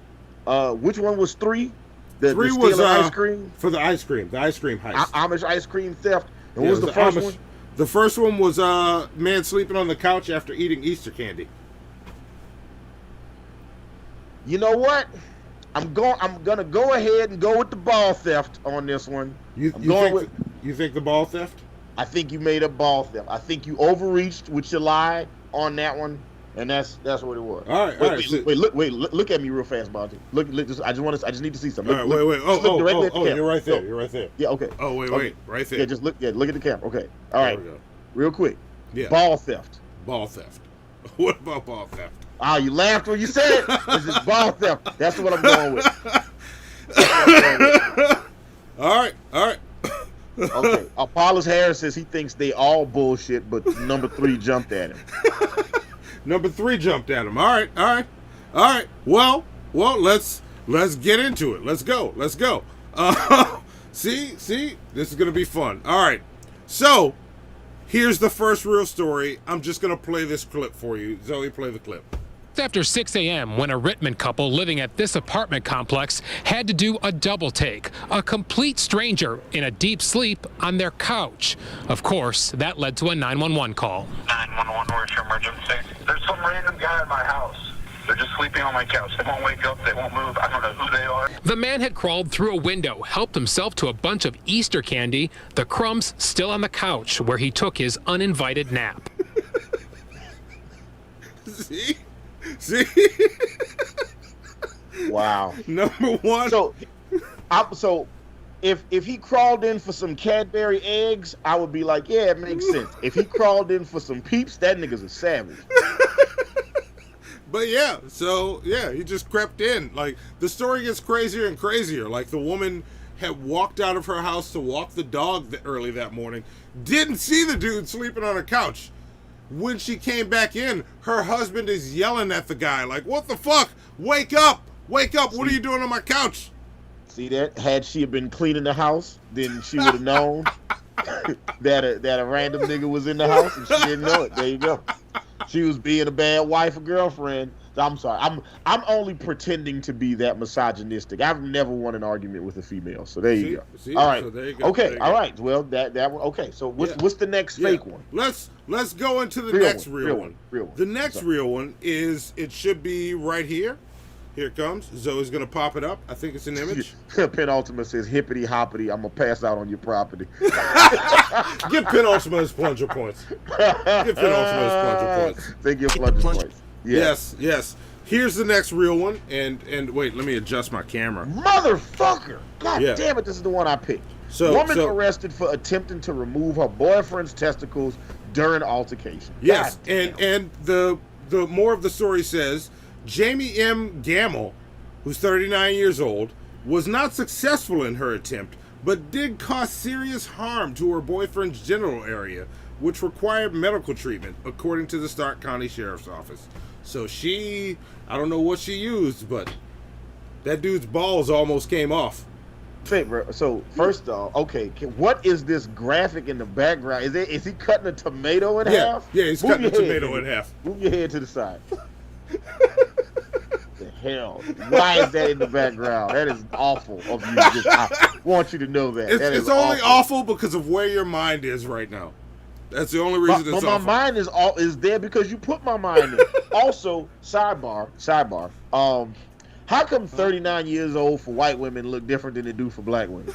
Wait, say that again? Say that again. Why does 39 years old for white women look so much different for black women? Like Taraji P. Henson is like damn near 50. That bitch looks like she's 25. Well, I'm actually not calling Taraji P. Henson a bitch. Okay, I'm just like Taraji P. Henson, fucking Gabrielle Union, Sinai Lathan. Like these motherfuckers got the fucking fountain of youth or some shit going on. Like this chick look like she had a hard life. Yeah, it's only the white women that will cut your balls off. Is that it what looks it like is? that for them. Okay. Yeah, that's what it is. She looks like the type of woman that'll cut your balls off. Like, look at her. Look. Would you say that she has a nuttable face, Monty? No, absolutely not. Okay, absolutely not. So Emily Blunt is the standard. We know that. Okay. No, all right, I didn't say that either. I didn't say that. All right, so now we're down to two. And the two remaining ones are John Vice says they age fast in Ohio. Fat Burrito said it's called drugs. So we got ice cream and porta potties remaining. Wait, one more. Phil Oliver Holmes says white people age like open yogurt. Get your plunger points, Phil. Oh, that's such a good. Oh, goddamn, that's a good one. Yes, Fuck. yes. Damn. Yeah. So because I don't even know what it means, but it's hilarious. It's okay. All right. So we're down to ice cream and porta potties now. The Amish ice cream theft and the porta potty. So the ice cream one was story number 3. Yeah. And the porta potty one was story number 2. Number so 2. Yeah. 2 and 3. So one of those is real, Yeah. one of those is fake. I have no idea. I thought the ball thief was the one. Ball cutter. you know. Yeah. So there are people doing heists with porta potties and just returning them and swapping them out, or someone planned a heist to steal a fridge full of ice cream in Ohio. So look, Chet Lemon says I've been to Ohio. It's got to be the porta potties is the real one. Look, he is betting the house on this one. He's betting everything on black. You know what I'm saying? So let's see what we got, Monty. All right. So let's just go to the real one. Zoe, throw it on screen for me. Show me what we're working with. What do we got? Here it comes. There it is, right there. Right there. Look at that. You see it? Trio charged with theft of ice cream. Motherfucker. Yes. It says the three men were arrested on March 21st by detectives with Gaga County Sheriff's Office after 2 men were caught on camera stealing a freezer of ice cream from a freezer house on Old State Road in Middlefield, according to a press release from the sheriff's office. So, yeah. Damn.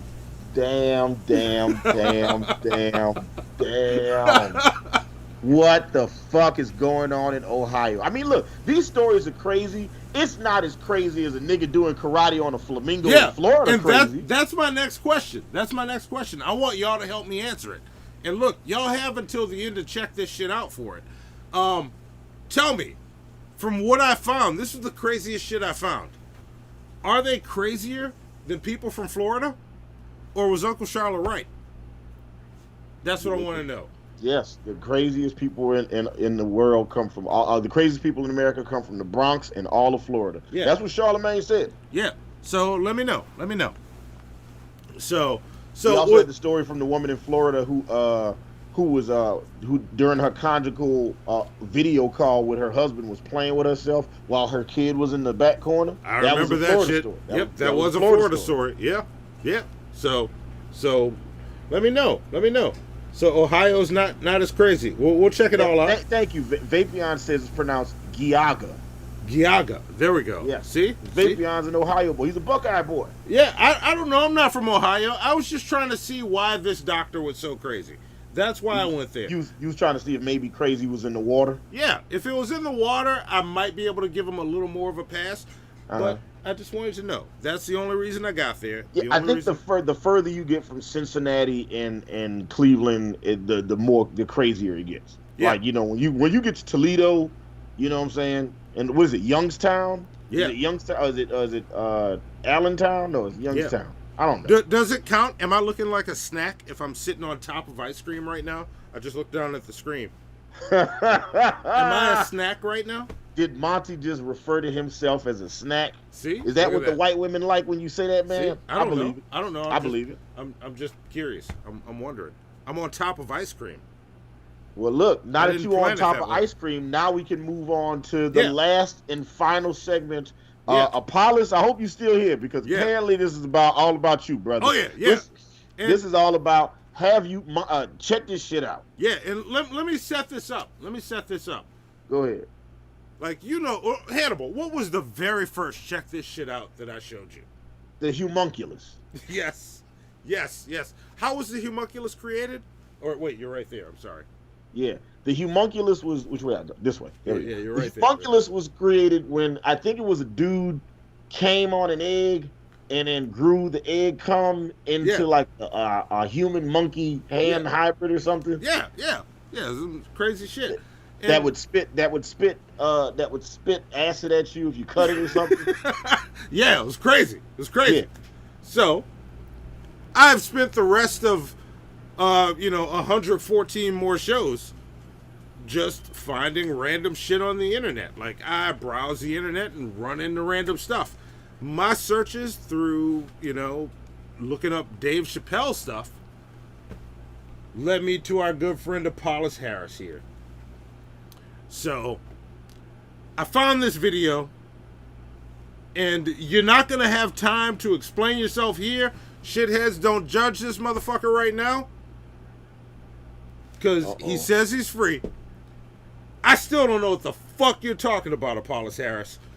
But, that being said, we're going to read your comments and your comments only after this. And then we have limited time. We're going to end the show. We're going to have you on to talk. But, that being said, check this shit out. Oh, Lord. Oh, Lord. This is 2 videos, by the way. I put them both together. Hannibal and Monty's Shit Show presents. Check that shit out. What is that? I didn't know they made them like that. I don't even understand what I'm seeing. Remember that shit I gave you last week, nigga? It's nothing, nigga. It's nothing. It's nothing, nigga. Nigga, it's nothing. This shit right here, nigga. This shit right here, nigga. Right here, this shit, nigga. This shit here, nigga. Check this shit out. Name is Chris the Corner Gunner like, nigga.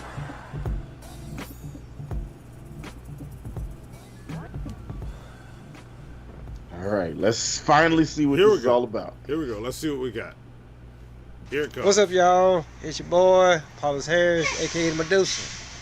Listen, I watched that Dave Chappelle 846, and that motherfucker actually really told on himself on 3 separate occasions.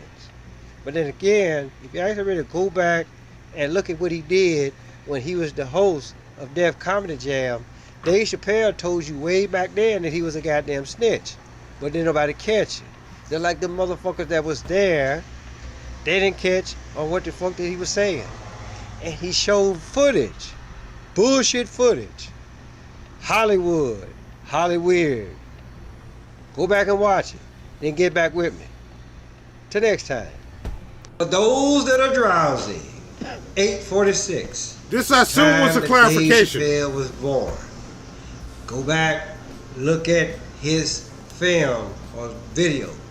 Dave Chappelle, 846, 8 and 24. Kobe Bryant's 2 jerseys, right? 8 and 24. Dave Chappelle, born 8/24, the actual date. Thought you motherfuckers was woke.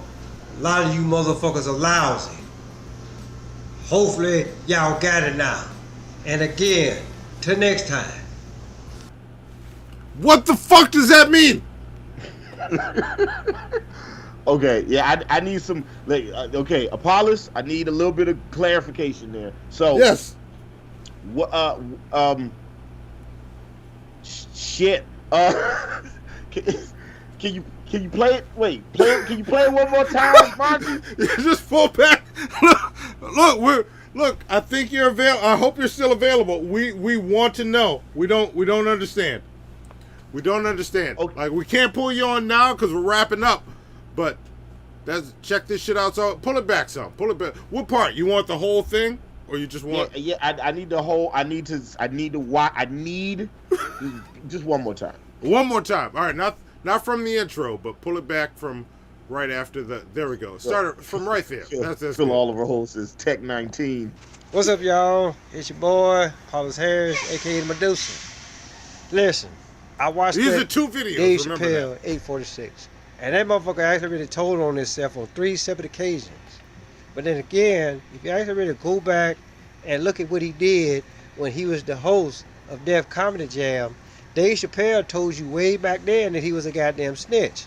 But Okay, pause it there. Pause it there. Like the motherfuckers that was there. So Apollos, you in the chat right now. You said he actively told on himself 3 times. When did he actively tell on himself? And then the second question is, I feel like I've seen every episode of Def Comedy Jam twice, and at no point was Dave Chappelle ever the host. So, are you sure you're not thinking of Martin Lawrence? Are you getting your blacks confused? You know, we all look alike sometimes. People tell Monty all the time that he looked like the nigga from Walking Dead. Ezekiel, King Ezekiel. Yeah, they tell Monty he looked like King Ezekiel all the time. Yes, and yet I smile. Yeah, people tell me I look like Michael Myers all the time. The serial killer, not fat bastard. Oh, he says he was a guest host on Def Comedy Jam. He was a guest host. He was a guest host. He might have been a guest host. Okay. See? So you see, and that tells me we can get clarification if we talk to him. So now, when did he snitch on himself in the chat? What was the snitching? Yeah. The Batman says Black Raiden deep shit. I like that shit. If he had the hat on, it'd definitely be, especially when you look at where it's paused, if you replace the shit logo with the Raiden hat. Yeah, we're gonna see. Maybe. Okay. He said he snitched on himself with the number. Okay, because Dave Chappelle was born on 8/24. Kind of like the number. We're talking like number 33 type shit. Oh, it might not be working. Are you a fan? Are you a fan of Mag Truth? Do you follow Mag? I'm curious. You might not know who Mag Truth is. Mag Truth is okay. All right, let's see. All right, hit play. Let's see. Let's see the rest of the video. Let's see some more. They didn't catch on what the fuck that he was saying, and he showed footage, bullshit footage. Hollywood. Go back and watch it. Then get back with me. Till next time. I'm gonna watch it again. For those that are drowsy, 8/46, the time that Dave Chappelle was born. Go back, look at his film or video.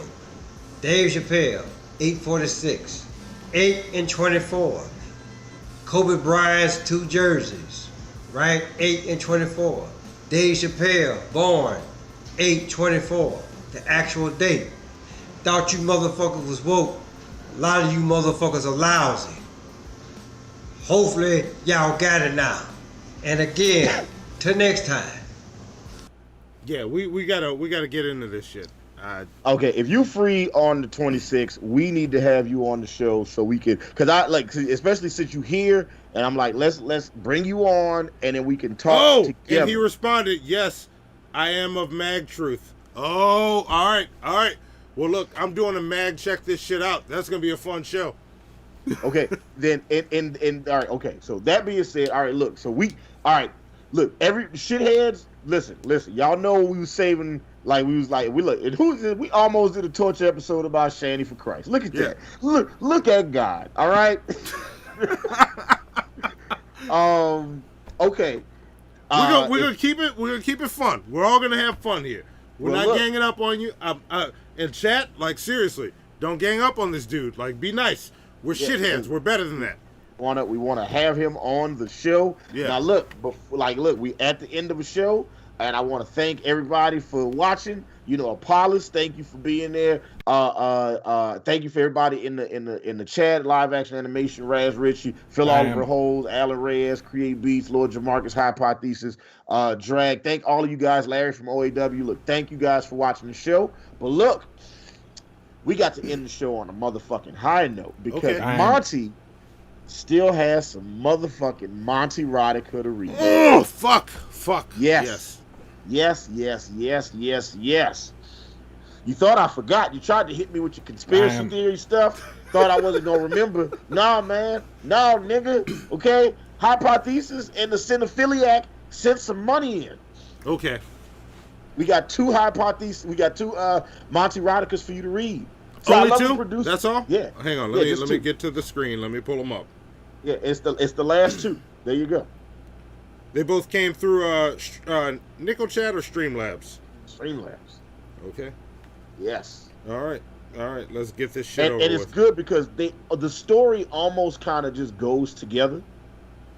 And look, I'm going to take all the Monty eroticas and we're going to make it about two characters, right? You know, which realistically will be Shaniqua Lust and Lovehorn.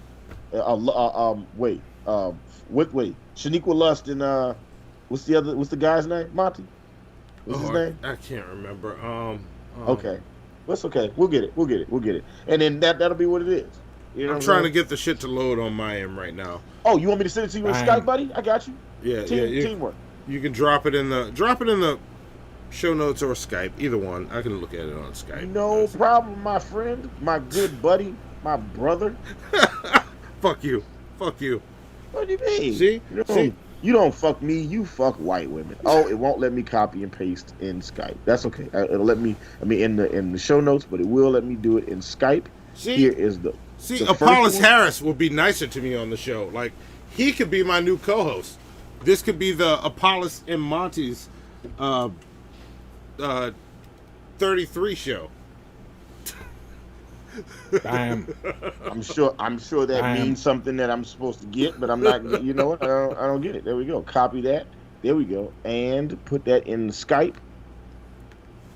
Bam. Thank you very much. Okay. Damn. To our lovely producer Zoe, let's go full screen and get the final chapter of Monty erotica. We didn't have the drinks. We didn't have the appetizer.